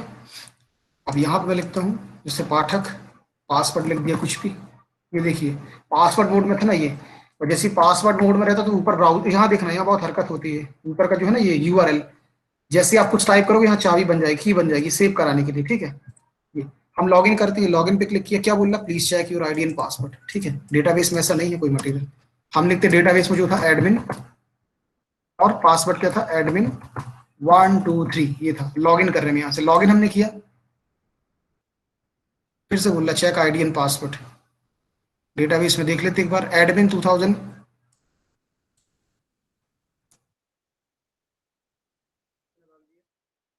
लॉगिन किया। लॉगिन करने के बाद देखिए कहां पर आ गए हम, यहाँ पे आ गए। देखिए सेशन में क्या था, जो था वो मटेरियल यहाँ लाके इसने रख दिया, ले आई। ये देखिए अब हम कर रहे हैं इसको लॉग आउट, यहाँ से लॉग आउट हमने किया। लॉग आउट करने के बाद बैक करें, बैक नहीं हो रहा है, बैक नहीं होता इसके बाद, ठीक है। लॉग आउट को अगर बैक करेंगे तो बैक नहीं हुआ। एक और चीज हम आपको बताते हैं, जैसे जैसे होम पेज है, ये सिक्योरिटी पर्पस के लिए बहुत जरूरी है। ये हमारा होम पेज है, इसको हम डायरेक्ट रन करने वाले ब्राउजर पर, देखिएगा ये ब्राउजर पर रन किया हमने, ये देखिए रन हो रहा है admin.aspx, लेकिन कहाँ भेज दिया उसने admin login.aspx। इस कॉन्सेप्ट को समझे नहीं समझे। हम अगर उसको डायरेक्ट भी ओपन करना चाहें तो बगैर लॉगिन किए नहीं कर सकते, क्योंकि सेशन ही नहीं है। सेशन बनता हमेशा यूआरएल में, ठीक है। और अगर सेशन नहीं बनेगा तो आप कुछ कर ही नहीं सकते, आप डायरेक्ट भी नहीं कर सकते। इसे हम डायरेक्ट फिर से एक बार ओपन करने की कोशिश करते हैं, एक बार और बताते हैं आपको। इस पेज को हम रन करना चाह रहे हैं, ठीक है। ये राइट क्लिक किया, चलो एडमिन लॉगिन भी हम यहाँ से हटा देते हैं। अभी हमारे पास कोई पेज नहीं है, ठीक है। हम रन कर रहे हैं एडमिन होम को, राइट क्लिक करके ये व्यू इन ब्राउजर पे क्लिक किया, लेकिन कौन सा खुल रहा है एडमिन लॉगिन। जब तक हम लॉगिन नहीं करेंगे तब तक होम पेज नहीं शो होगा, ठीक है। ये था सिक्योरिटी पर्पस पे काम। ये आपसे एक्सटर्नल पूछते हैं कि तुमने बनाया बेटा, ये बताओ जरा सिक्योरिटी के लिए क्या किया है। तो बोलना सर हमने सेशन मैनेजमेंट किया सर सिक्योरिटी के लिए, ठीक है। जिसमें हमने सेशन को क्रिएट किया, सेशन को डिस्ट्रॉय भी किया है समय के अनुसार। अगर यूजर लॉगिन कर रहे हो तो यूजर के हिसाब से डिस्ट्रॉय, एडमिन लॉगिन कर रहे हो तो एडमिन के हिसाब से डिस्ट्रॉय, ठीक है। तो यहाँ पे ये आपका पूरा कंप्लीट होता है, ठीक है। सर हाँ बताइए सर, फॉरवर्ड पासवर्ड का जो ऑप्शन है वो कैसे काम करता है? फॉरवर्ड पासवर्ड का बड़ा सिंपल काम है। जैसे हमने वो बनाया था ना, याद होगा searching option. Yes sir. Searching option में क्या किया था, आईडी हमने डाली थी। तो हम फॉरवर्ड पासवर्ड इस तरह से कर सकते हैं कि एक आईडी हम बना दें, जैसे आईडी सपोज अगर यूजर आईडी डाल के यहाँ पे फॉरवर्ड पे क्लिक करे, सर्च करे, तो यहाँ पे दो टेक्स्ट बॉक्स आएंगे, एक आएगा ओल्ड पासवर्ड, एक आएगा न्यू पासवर्ड, ठीक है, चेंज करने का। अब अगर भूल ही गए हम यहाँ पे, तो भाई अब क्या कर सकते हैं, इसमें दो तीन चीजें हो सकती है। मेल पे हम ले सकते हैं या तो हम मोबाइल ओटीपी ले लें, ठीक है। तो ईमेल आईडी पे क्या करेंगे, पर्टिकुलर एक लिंक भेजेंगे, उस लिंक से क्या होगा पासवर्ड चेंज हो जाएगा। ऐसे हम काम कर सकते हैं। दूसरा, आप मोबाइल पे एक ओटीपी भेज सकते हैं, लेकिन इसके भी लॉजिक्स हैं अपने अपने।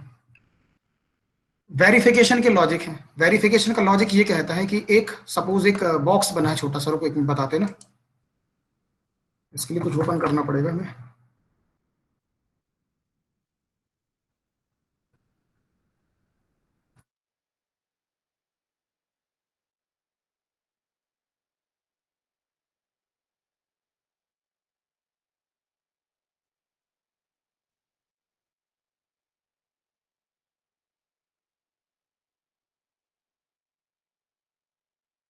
ये पेज है हमारे पास, ये एक बॉक्स बना है आपका, और एक बॉक्स ये है, एक बॉक्स ये है। जब हम पासवर्ड भूलते हैं ना, तो हम इस लोकेशन पे रहते, पासवर्ड भूलते समय हमें रिकवर करना पड़ता पासवर्ड, ठीक है। तो रिकवर करने के लिए क्या होता है, ओटीपी रहती है। ओटीपी कई तरह की हो सकती है, मेल ओटीपी, पासवर्ड ओटीपी, तो हमने यहां से क्या किया, एक ओटीपी जनरेट करवाई, ठीक है। अब ये ओटीपी क्या होती है, इसमें से ओटीपी जनरेट हो रही है, ठीक है। ओटीपी जनरेट होने के बाद आपके मोबाइल में ओटीपी आती है, इसमें केस दिया है यदि ओटीपी आपकी मैच हो गई, यदि मैच हो गई तो क्या करेगा, आपको यहाँ का लिंक प्रोवाइड कर देगा जाने का, ठीक है। और यदि ओटीपी मैच नहीं हुई तो क्या होगा, यहाँ आप नहीं आ पाएंगे,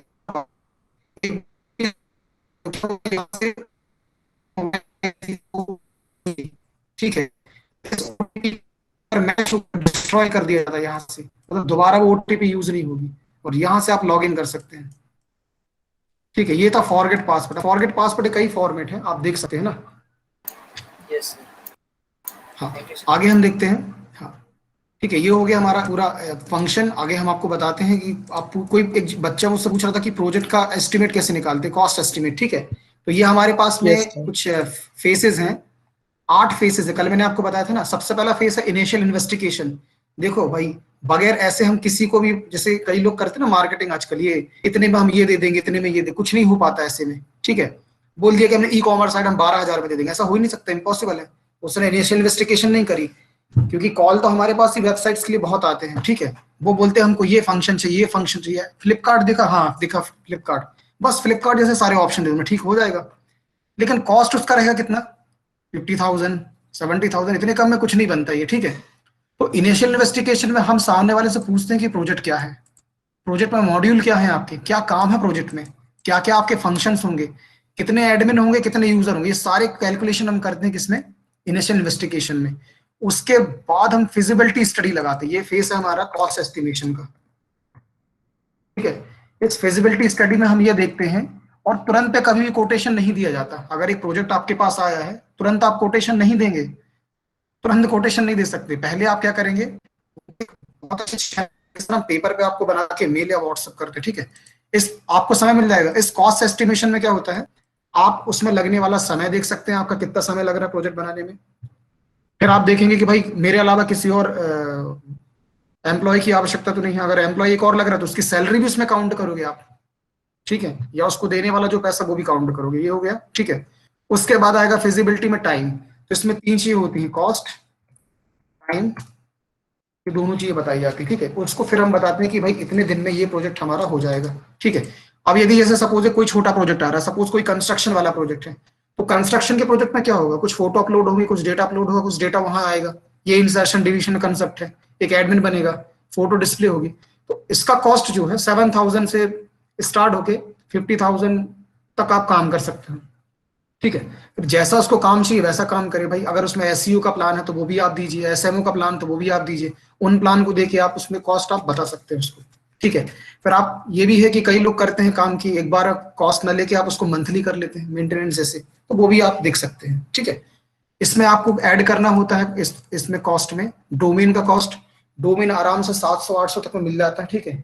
इसके साथ एक होस्टिंग स्पेस होता है, उसका कॉस्ट हम काउंट करते हैं, ठीक है, वो जोड़ लेते हैं साथ में, ठीक है। बाद में लगने वाला जो हमारा इनपुट है और जो हमारी सैलरी जो हम निकाल रहे हैं सामने वाले की, ठीक है, उसको को ऐड करते हैं। और एक और बात ध्यान रखें, सबसे इंपॉर्टेंट, जब भी हम इस तरह के कॉस्ट बनाते हैं, इसमें 10% हमेशा इंक्रीमेंट करके ही रखना है कॉस्ट, ठीक है। क्योंकि मार्केट की मेंटालिटी क्या होती है कि उसमें जो भी आप दोगे ना, उसमें हम कुछ ना कुछ तो कम कराएंगे, ठीक है। तो अगर वो कॉस्ट आता है कि कुछ कम करने बोलता है क्लाइंट, तो आप क्लाइंट को ये कह सकते हो कि ठीक है सर, आप कह रहे तो हम अपनी कंपनी और टीम से बात करते हैं, और जो भी पॉसिबल होगा हम बेस्ट टू बेस्ट आपको कोड करके देंगे, ठीक है। तो उसमें जो भी आपने बनाया उसमें आपने लिख दिया 10% लेस, तो उसको भी एक फीलिंग आएगी नहीं हमने कुछ कम कराया, ठीक है। तो ये था फिजिबिलिटी स्टडी, ये बहुत इंपॉर्टेंट फेस है। उसके बाद सिस्टम एनालिसिस, जब प्रोजेक्ट हमारा स्टार्ट होगा तो हम यहाँ पे एनालिसिस करेंगे। एनालिसिस मतलब कुछ वेबसाइट्स व्यू करना, कुछ देखना, ये सारी चीजें एनालिसिस के फेस में आता है, ठीक है। उसके बाद हम करेंगे design and code. Design and code का मतलब है पेपर पे डिजाइन करना, टेबल डिजाइन करना, स्ट्रक्चर डिजाइन करना, या डायग्राम डिजाइन करना, डीएफडी, ये सारी चीजें आती हैं आपकी डिजाइन एंड कोड में, ठीक है। आफ्टर दैट उसको हम करते हैं, जैसे विजुअल स्टूडियो में इंप्लीमेंट किया, पीएचपी वाले कोई सॉफ्टवेयर में इंप्लीमेंट किया आपने, ठीक है, और आप पाइथन में इंप्लीमेंट करें, तो ये कहलाता है इंप्लीमेंटेशन फेस, मतलब उस चीज को, इन चीजों को अप्लाई करना, ठीक है। इसके बाद हम टेस्टिंग करते समय समय पे, हम अपने पास भी टेस्टिंग करते, हमारी टीम भी टेस्टिंग करती। आफ्टर दैट हम कहाँ देते हैं इसको, उसको देते हैं। 2 प्रकार की टेस्टिंग सुनी होगी आपने,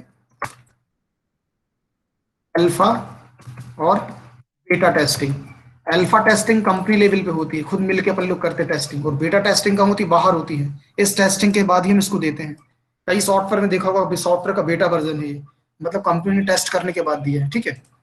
उसके बाद आता है मेंटेनेंस फेज। यदि उसमें कोई मेंटेनेंस की जरूरत पड़ेगी तो फिर हम आगे मेंटेन करेंगे। सपोज उसने कोई एक फंक्शन जोड़ने बोला तो हमने फंक्शन उसमें ऐड कर दिया, ठीक है, एक फंक्शन ऐड कर दिया। फंक्शन ऐड करने के बाद क्या है, फंक्शन ऐड करने के बाद हम क्या कर सकते हैं, उसको फिर कॉस्ट बता के फिर हम काम कर सकते हैं अगर ऐसा होता है तो। फिर है re engineering phase. Re engineering phase हर साल होता है, हर वेबसाइट का रिन्यूअल होता है, हर सॉफ्टवेयर का रिन्यूअल होता है, ठीक है। ये कहलाता है री इंजीनियरिंग। इसके अलावा एक और चीज है, इंजीनियरिंग एक कंसेप्ट है। सपोज माना कि ए कंपनी के पास एक प्रोजेक्ट था, ठीक है, नेक्स्ट ईयर बी कंपनी को प्रोजेक्ट दे दिया, तो ये बी कंपनी क्या करेगी, ए कंपनी के पूरे वर्क को देखेगी और समझेगी कि क्या इसने काम किया था। ये फेज भी कहलाता है री इंजीनियरिंग। फिर ये काम करके कस्टमर को डिलीवर करेगा। तो ये थे आपके 8 फेसेस, ठीक है। 8 होते हैं, ध्यान रखना, 5 फेसेस मत बताना किसी को, ठीक है। चाहे तो स्क्रीनशॉट भी ले सकते हैं इसका, ठीक है। तो ये भी कंप्लीट हो गया हमारा सेक्शन। अब हमें बताना होस्टिंग का एक कंसेप्ट पूछा था किसने, राजेंद्र ने, है ना। तो राजेंद्र भाई देखना जरा, हम बताते हैं आपको, है ना, होस्टिंग का कॉन्सेप्ट कैसे है।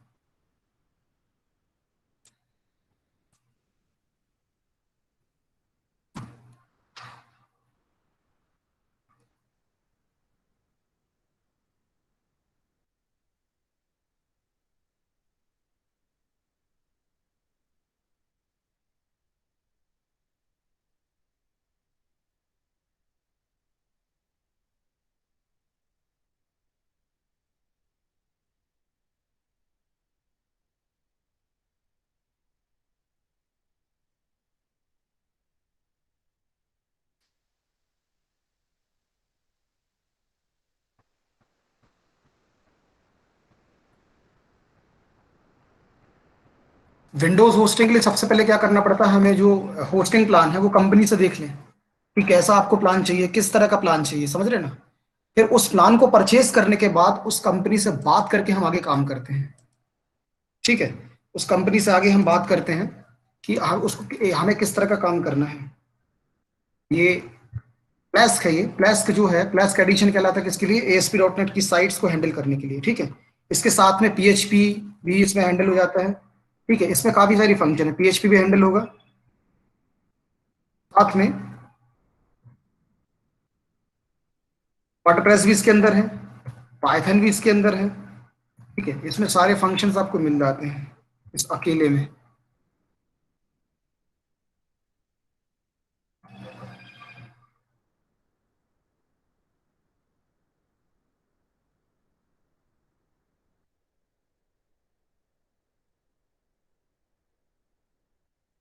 ये देखिए लॉगिन हो गया ये है अपना अपना कंट्रोल पैनल। ये कंट्रोल पैनल है, इसमें बहुत सारे प्रोजेक्ट होस्ट हैं, ठीक है। होस्टिंग कई प्रकार की, शेयर्ड होस्टिंग भी आती है, डेडिकेटेड होस्टिंग भी है, DPS भी है, ठीक है, क्लाउड भी है, ये सारी होस्टिंग्स होती हैं। तो इसमें एक ऑप्शन होता है ऐड ऑन डोमेन। होस्टिंग हमने खरीद ली, स्पेस खरीद लिया, स्पेस खरीदने के बाद हमें काम करना है, ठीक है। इसके लिए क्या करना पड़ता है और बता दूं मैं जरा।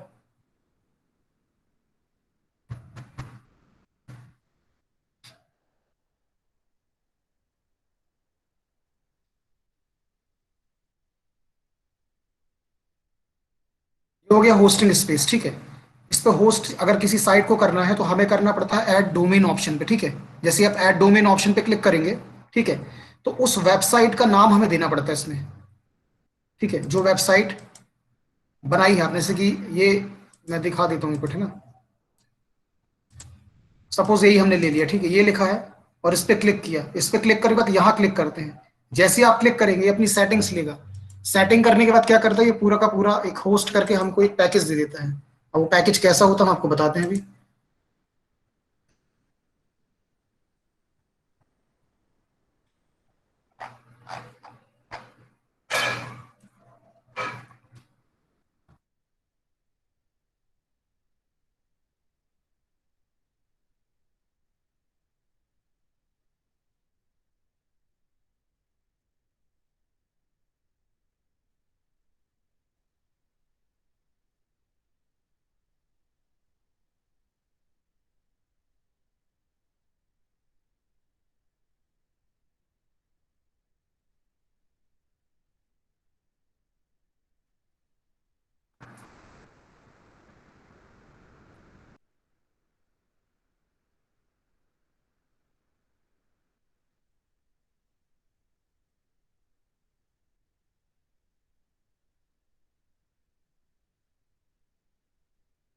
हेलो सर, आवाज नहीं आ रही देखिए है। इस पे, हेलो, आएगी ना आवाज? रुके एक मिनट, है ना, सर्च कर रहा था ना मैं भी।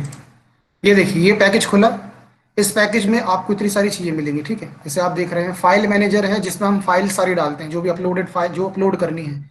यहाँ पर डेटाबेस है। डेटाबेस दो प्रकार के आप बना सकते हैं इसमें, एसक्यूएल सर्वर और माई एसक्यूएल, ठीक है। यहाँ पे ये अपलोड यहाँ पर हम करते हैं, यहाँ डेटाबेस अपलोड करते हैं, ठीक है। अगर आपको वर्डप्रेस पे काम करना है तो वर्डप्रेस को इंस्टॉल करके उसके फंक्शंस ले सकते हैं। यदि पीएचपी में काम करना है तो पीएचपी की सेटिंग्स यहाँ पे काम करके कर सकते हैं, ठीक है। और भी डेटाबेस है, ओडीबीसी डेटाबेस है इसमें, उस पर भी काम कर सकते हैं। ये कहलाता है ओरेकल डेटाबेस, ठीक है, ओडीबीसी। इसके अलावा एक सेटिंग होती है यहाँ पे होस्टिंग सेटिंग पे, ठीक है। इस होस्टिंग सेटिंग पे जाना है।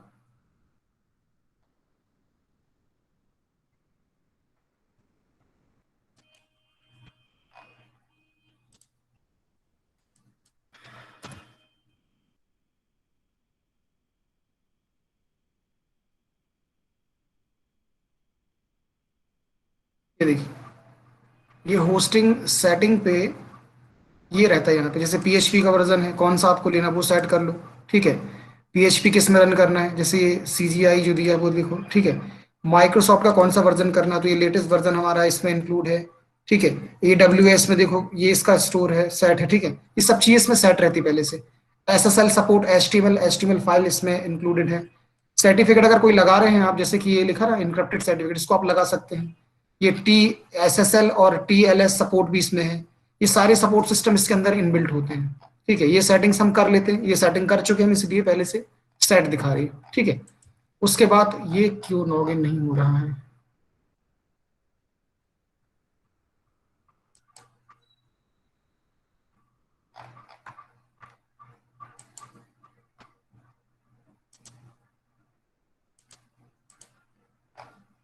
इसके अलावा जिस कंपनी से हम ये होस्टिंग स्पेस खरीदते हैं, परचेज करते हैं, वो कंपनी हमें नेम सर्वर प्रोवाइड करती है।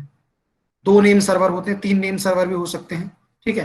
जैसे दो सर्वर है तो दो नेम सर्वर दे देगा वो। अगर एक सर्वर जैसे एक कभी काम नहीं करता, दूसरे नेम स्पेस से काम करता है, ठीक है। जैसे MP ऑनलाइन में आपने देखा होगा कि नीचे की तरफ सर्वर के नेम आते हैं, चाणक्य, ठीक है, झेलम, क्षिप्रा, है ना, नर्मदा, इस विक्रमा, इस तरह के नाम नीचे आते हैं हमेशा, तो वो सर्वर है। तो उसने काफी सारे नेम सर्वर दे के रखे हैं जिससे काम होता है। ये लॉगिन नहीं हो रहा है, एक मिनट, इनकॉग्निटो में ले चलते इसको ना।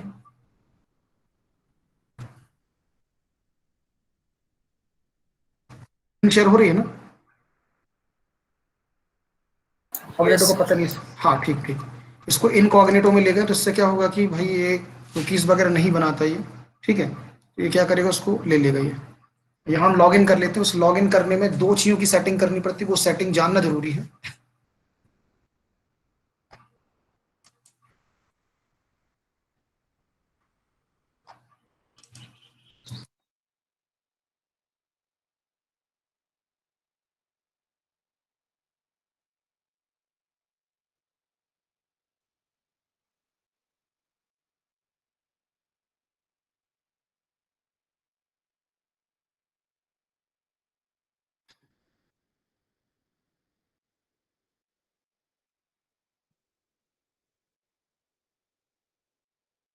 आगे लिस्ट हमारी, ठीक है। इस प्रोजेक्ट में, किसी प्रोजेक्ट में चले, सेज प्रोजेक्ट में हम चले गए, mgm.online, ठीक है। इस पे क्लिक किया, डोमेन पे। इस डोमेन पे क्लिक करने के बाद ये सेटिंग्स आती है इसकी, ठीक है। ये देखो सेटिंग्स दिख रही ना, जूम कर देता हूँ मैं हल्का सा। ये सेटिंग्स इसमें बहुत सारी। इसमें आपको कहाँ जाना है, यहाँ जाना है आपको नेम सर्वर पे। इस नेम सर्वर पे क्लिक करना है।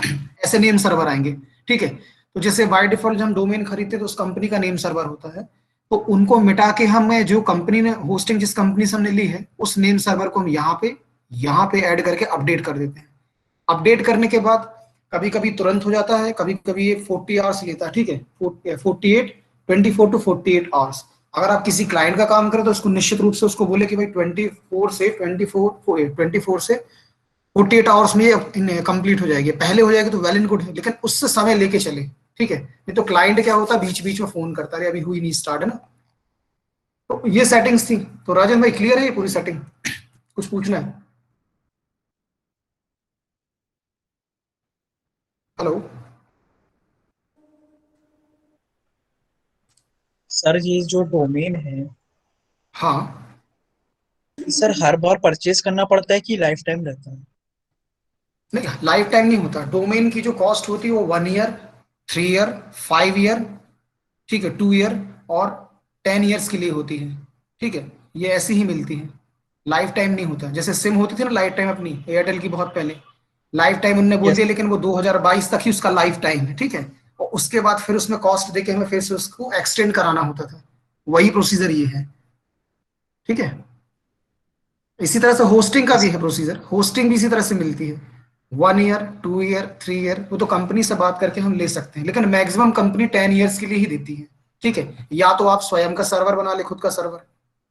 ठीक है, खुद का सर्वर ही बना सकते हैं। सर्वर आपका स्वयं का यही होगा जो सिस्टम्स होते हैं घर पे, लेकिन इसके कॉन्फ़िगरेशन, इसके सीपीयू, ये सब चीजें बहुत हैवी चाहिए। ठीक है, डबल बैकअप सिस्टम अंदर हो, कम से कम 2 सीपीयू इस मशीन के अंदर हमारे पास हो। ठीक है, ताकि टाइम टाइम पे वो 12 आवर में उसको बंद करके बैकअप लेके उसको चला सके।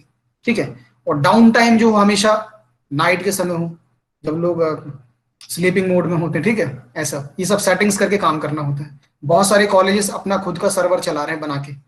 ठीक है, लिनक्स बेस्ड भी हैं और विंडोज बेस्ड तो बहुत महंगे होते हैं। लिनक्स बेस्ड बना के काम कर सकते हैं ना। और कुछ पूछना है?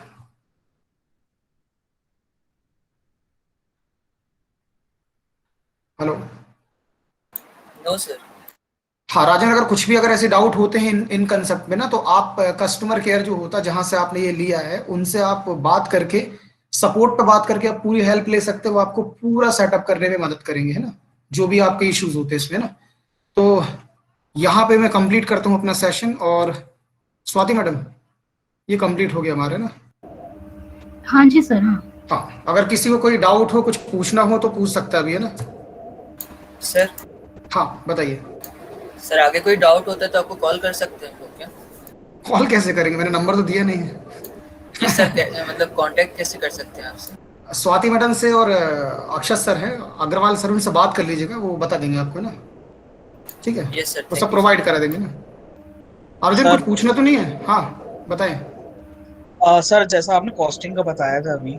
हाँ हाँ हाँ सर जैसे नए नए डेवलपर बन के गए जैसे कहीं पे, अगर किसी का अपने पास वो आया, तो अपन उनको एक कैसा बता सकते हैं कॉस्टिंग की, मतलब यहाँ से कितने से स्टार्ट होगी और कितने पे खत्म होगी? बिल्कुल बिल्कुल, इसके लिए R&D करें, है ना। R&D सबसे बड़ी R&D कंपनी है इजराइल में, है ना, जो R&D करती है, वो हमें काम करना है। आप उस प्रोजेक्ट को पहले देखिए कि हम एक एग्जाम्पशन लगाते हैं ना, कि भाई सामने वाले एक बंदे के पास हम जा रहे हैं, सपोज वो राइटर है, सपोज, ठीक है, उसकी वेबसाइट हमें बनानी है, उसका एक पब्लिकेशन हाउस है, तो हमको पता चल गया, तो पहले हम करते क्या है, उस हिसाब से प्रिपेयर हो जाते हैं कि उसके क्वेश्चंस कैसे होंगे, क्या उसका प्रोडक्ट होगा। ये प्रोजेक्शन करके अगर हम आगे जाते हैं तो निश्चित रूप से क्या होगा, R&D करनी ही पड़ती है हमें, हर प्रोजेक्ट की R&D करके ही हमें आगे जाना है। ठीक है, तो आप उसको कॉस्ट इजीली बता पाएंगे।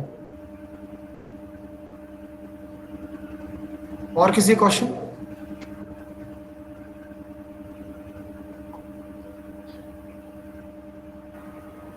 बेटा किसी को कोई भी डाउट हो तो पूछ सकते हैं आप लोग। किसी को कोई भी डाउट है आप लोगों को तो आप लोग पूछ सकते हैं रिगार्डिंग 3 दिनों 4 दिनों में, जहां भी आपको जो भी डाउट हुआ आप पूछ सकते हैं बेटा, सभी स्टूडेंट्स। सर ये मटेरियल कब मिलेगा सर? ये मटेरियल आज मैं शेयर कर दूंगा, है ना, ड्राइव में डाल के शेयर करके मैं उसका लिंक शेयर कर दूंगा। ठीक है, अक्षत सर को, तो आप तक वो लिंक पहुंच जाएगा। जो भी आपका ग्रुप बना होगा व्हाट्सएप का या कुछ इससे रिलेटेड, वहां तक वो लिंक पहुंच जाएगा, उस लिंक से डाउनलोड कर लेना, है ना। ठीक है,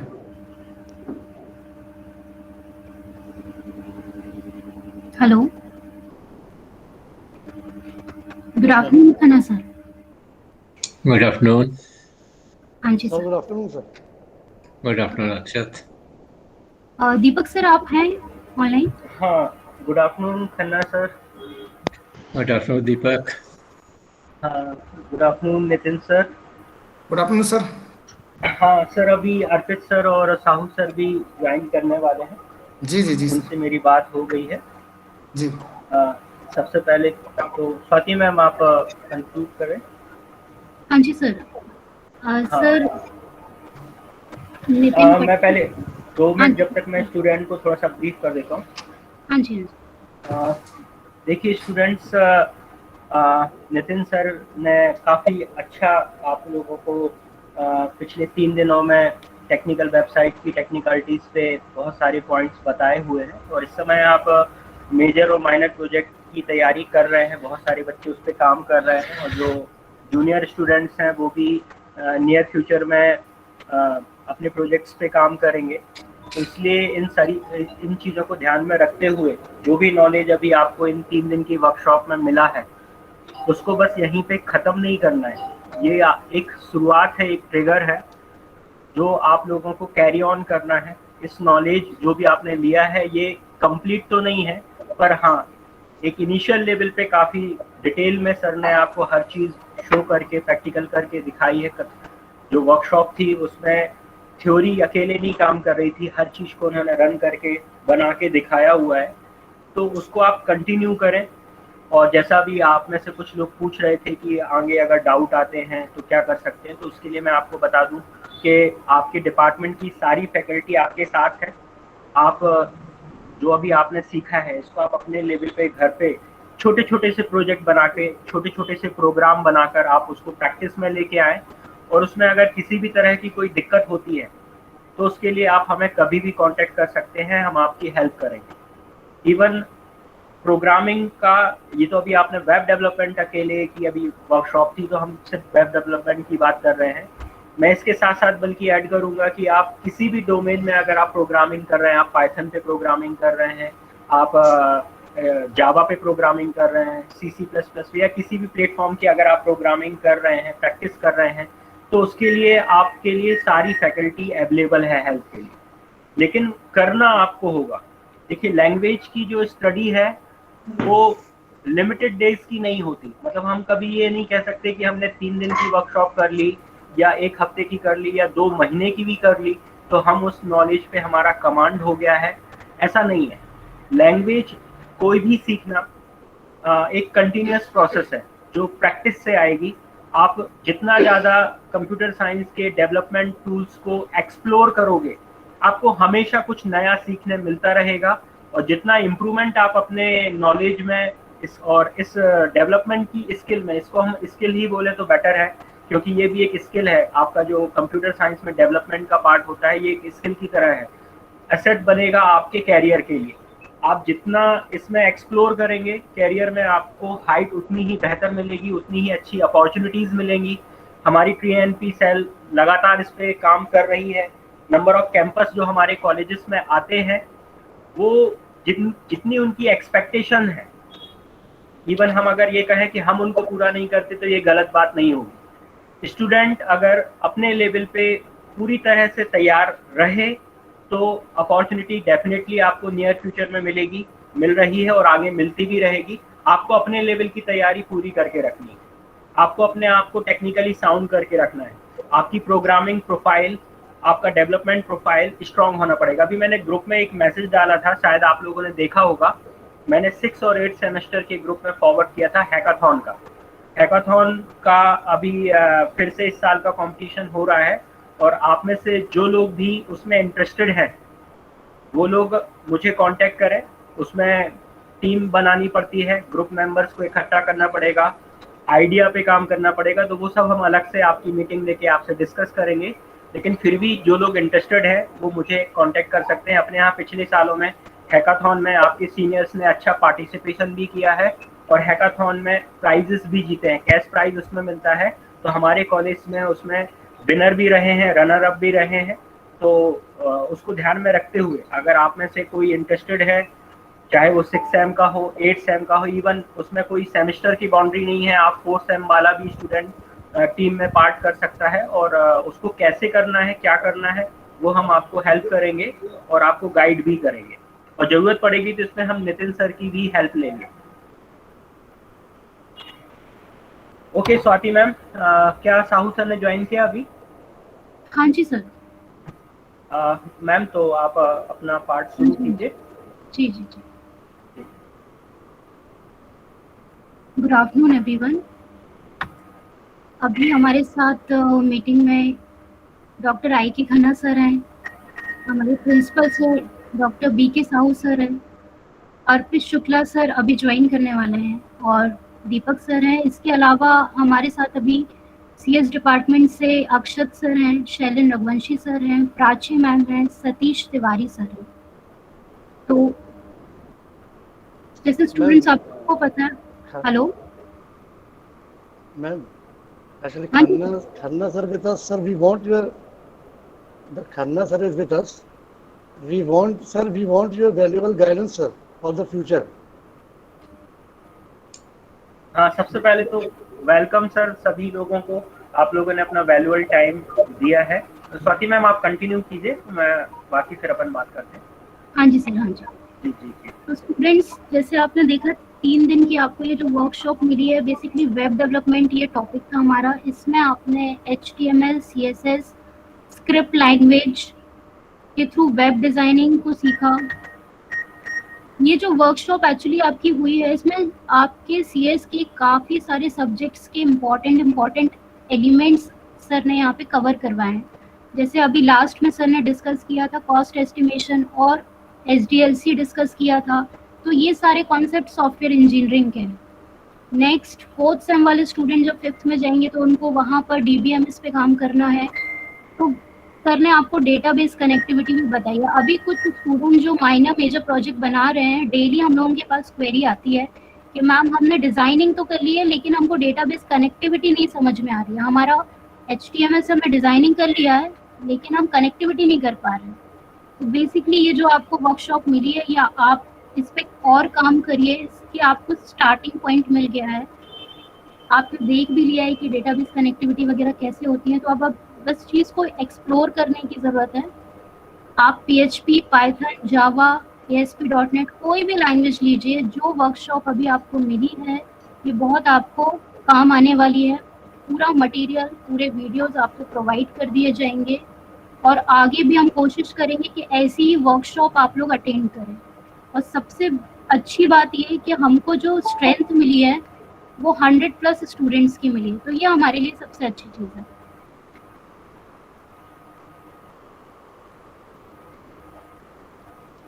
मैं खन्ना सर से रिक्वेस्ट करूंगी, सर प्लीज आप स्टूडेंट्स को थोड़ा सा मोटिवेट करें प्लीज सर।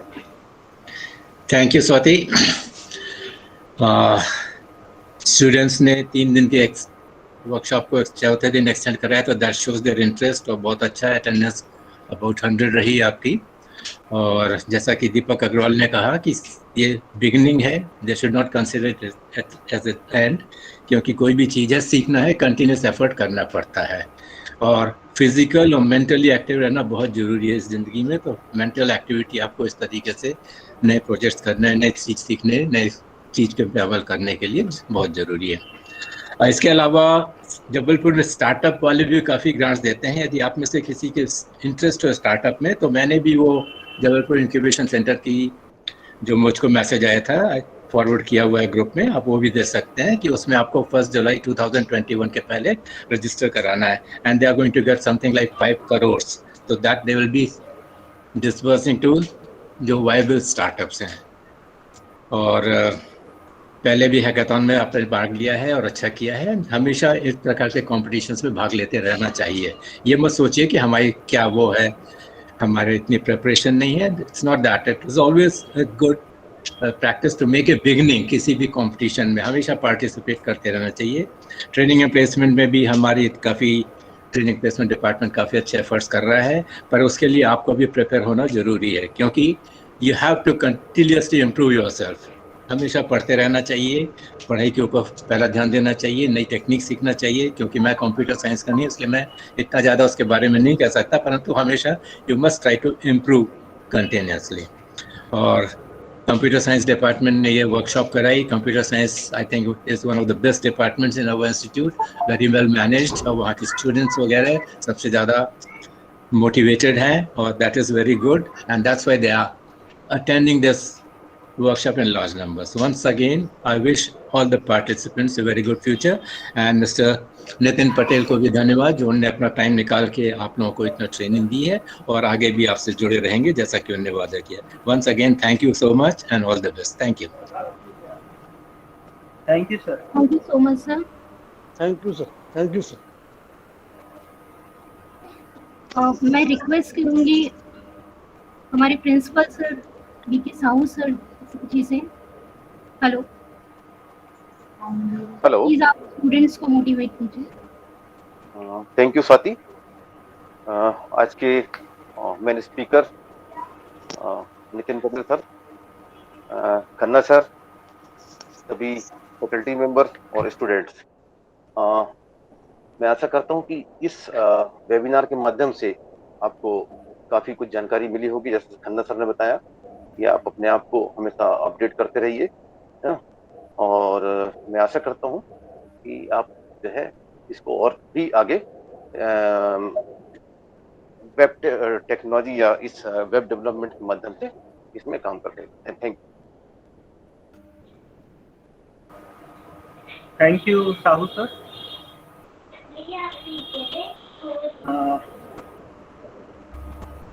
अर्पित सर भी आ गए।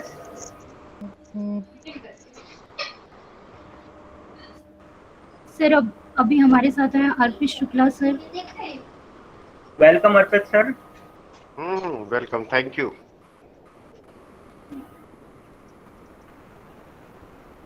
अर्पित मैं सर, एक बात हाँ जी, मैं एक बात करना चाहूँगा सब लोगों से। जी जी। पहली चीज़ तो बच्चों को कॉन्ग्रेचुलेशंस, आपने अभी घर में बैठे हुए कोविड ड्यूरेशन के समय ये वेबिनार अटेंड किया। नितिन पटेल जी को थैंक यू, उनने इतना अच्छा वेबिनार कंडक्ट कराया। पहले दिन कुछ शायद प्रॉब्लम हुई थी कनेक्टिविटी को लेके, मगर इसको अपन ने दिन एक्सटेंड करते हुए और ये पूरा काम कर लिया अच्छे से। और आशा करूँगा आगे भी जाके नितिन सर ऐसे वेबिनार करते रहेंगे इंस्टीट्यूशन के साथ मिलके। दीपक सर को, अक्षर सर को, स्वाति मैडम को कॉन्ग्रेचुलेशंस इसको कंडक्ट कराने के लिए। और बच्चों को होप उनने बहुत कुछ सीखा होगा और उसको इम्प्लीमेंट करेंगे। और thank you everyone. Deepak continue करें। Thank you sir. डिपार्टमेंट की साइड से सबसे पहले तो मैं नितिन सर को बहुत बहुत धन्यवाद देना चाहता हूँ, थैंक यू बोलना चाहता हूँ कि उन्होंने समय निकाला बच्चों के लिए और पूरा एफर्ट लगा के 3 दिन में अपना बहुत सारा नॉलेज शेयर किया, बहुत सारी ट्रिक्स और टेक्निकलिटीज़ बताई।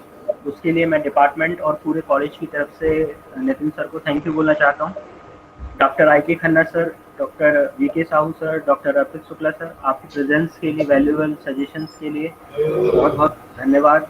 इसके साथ साथ मैं अपने डिपार्टमेंट की सभी faculty member, specially Swati ma'am, Akshar sir, Prachi ma'am, Neha ma'am, सभी को मैं डिपार्टमेंट की तरफ से, अपनी तरफ से धन्यवाद देना चाहता हूँ। और बच्चों को बधाई देना चाहता हूँ कि आपने पूरे धैर्य के साथ 3 दिन पूरा वर्कशॉप अटेंड किया सिंसियरली। होपफुली आपको उसका बहुत एडवांटेज आपको आगे फ्यूचर में मिलेगा। और जैसा मैंने अभी थोड़ी देर पहले भी बोला था कि ये आपकी लर्निंग की बिगनिंग है, तो आप इसको अब कैरी ऑन करें। ये नहीं कि 3 दिन का वर्कशॉप हो जाने के बाद जो हमने सीखा उसको हम एक तरफ बैग में भर के रख दें, बल्कि जो अभी ये 3 दिन में आपने सीखा इसको अभी से आपको कैरी ऑन करना है। जितनी चीज़ें सर ने बताई हैं, जो चीज़ें बताई हैं उनको आप अपने घर में प्रैक्टिस करें। और जैसा नितिन सर और स्वाति मैम ने बताया है कि इसका जो सपोर्टिंग स्टडी मटेरियल है वो आपको प्रोवाइड कर दिया जाएगा, और उसको इम्प्लीमेंट करने में जो भी आप प्रैक्टिस करेंगे उसमें अगर किसी भी तरह की कोई दिक्कत आपको होती है तो उसके लिए पूरा डिपार्टमेंट आपके साथ है, मैं हूँ। आप स्वाति मैम से भी कांटेक्ट कर सकते हैं, अक्षर सर से, सभी फैकल्टी से आप हेल्प ले सकते हैं। अपने मेजर और माइनर प्रोजेक्ट आप ऑलरेडी बना रहे हैं, उसमें भी इस वर्कशॉप का बहुत हेल्प मिलेगा। उसके इम्प्लीमेंटेशन में अगर किसी तरह की सपोर्ट की ज़रूरत है तो हम लोग हैं यहाँ पर, आप हमारी हेल्प ले सकते हैं। Thank you.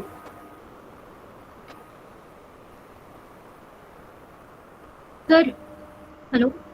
हाँ जी स्वाति मैम। सर शोभित वर्मा सर अपने साथ हैं एक्चुअली। शोभित सर मैं आपको इनवाइट करती हूँ सर, प्लीज आप। Shobhit sir welcome sir. सुन पा रहे हैं Shobhit sir? Thank you Deepak sir. Thank you Deepak sir. जी जी, जस्ट अभी वर्कशॉप एंड हुई है और खन्ना सर लोग जुड़े हुए हैं, Khanna sir, Arpit sir. Shobhit sir welcome. Thank you sir. Sir मैं कोई बस एक चीज बोलना चाहूंगा आपके लिए सीएस में जी। आप क्योंकि CS की वर्कशॉप थी, बट इसका अपडेट जो हमारे फैकल्टीज के ग्रुप है उसमें आप देते जा रहे थे बीच बीच में, तो उसको मैं डेली देखता था। और मेरा ये मानना है कि इस ऐसे समय में जो क्रूशियल सिचुएशन है, इस समय ये वर्कशॉप आपने ऑर्गेनाइज करके स्टूडेंट का माइंड प्रॉपर्ली एक पॉजिटिव इन्वायरमेंट की तरफ डाइवर्ट किया। तो उसके लिए मैं CS डिपार्टमेंट को कॉन्ग्रेचुलेट करना चाहूँगा।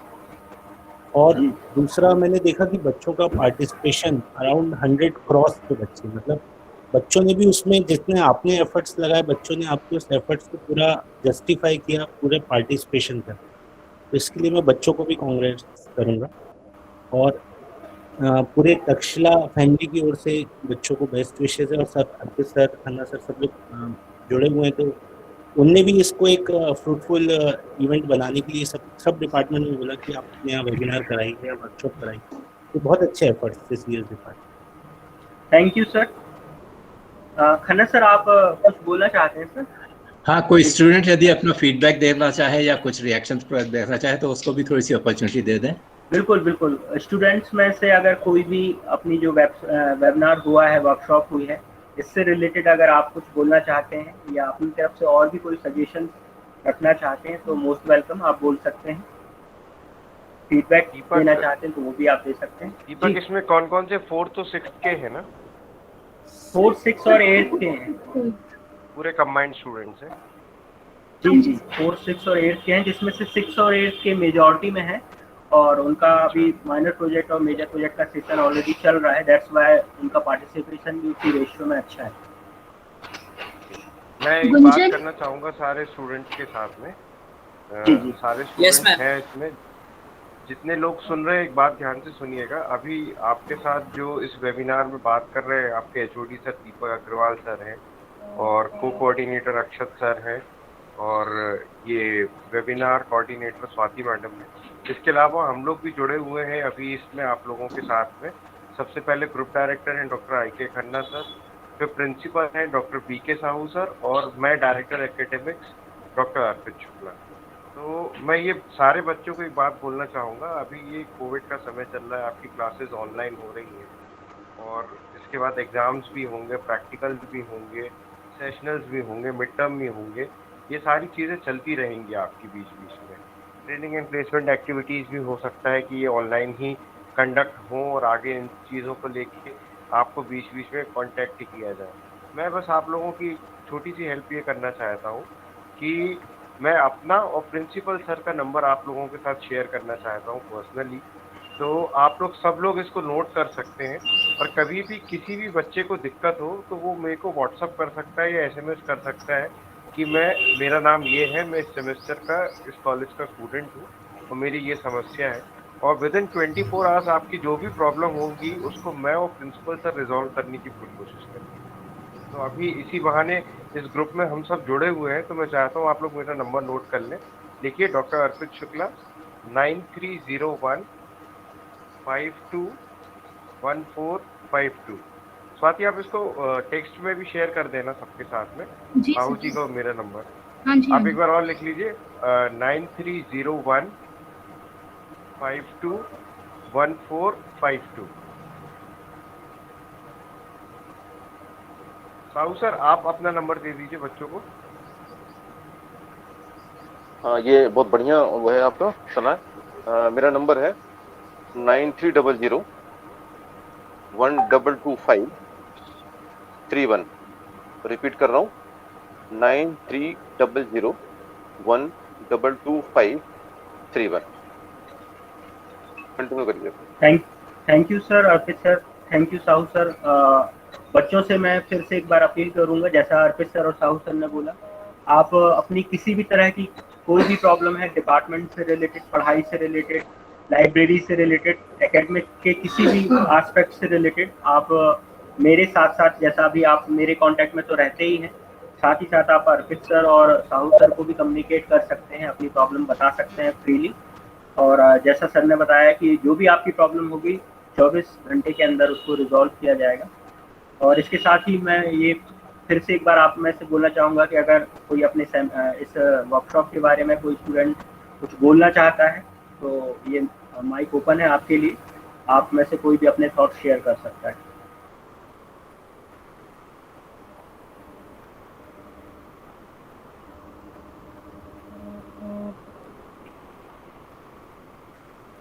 ठीक है दीपक, है ना? अपन ओके सर, कंटिन्यू करिए।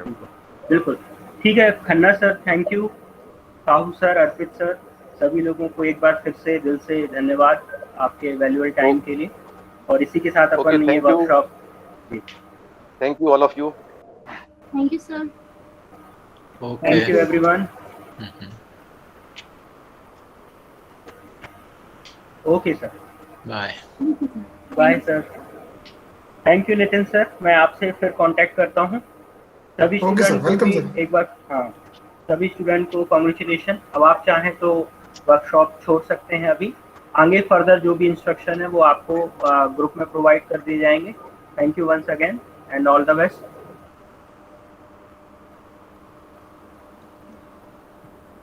Thank you sir.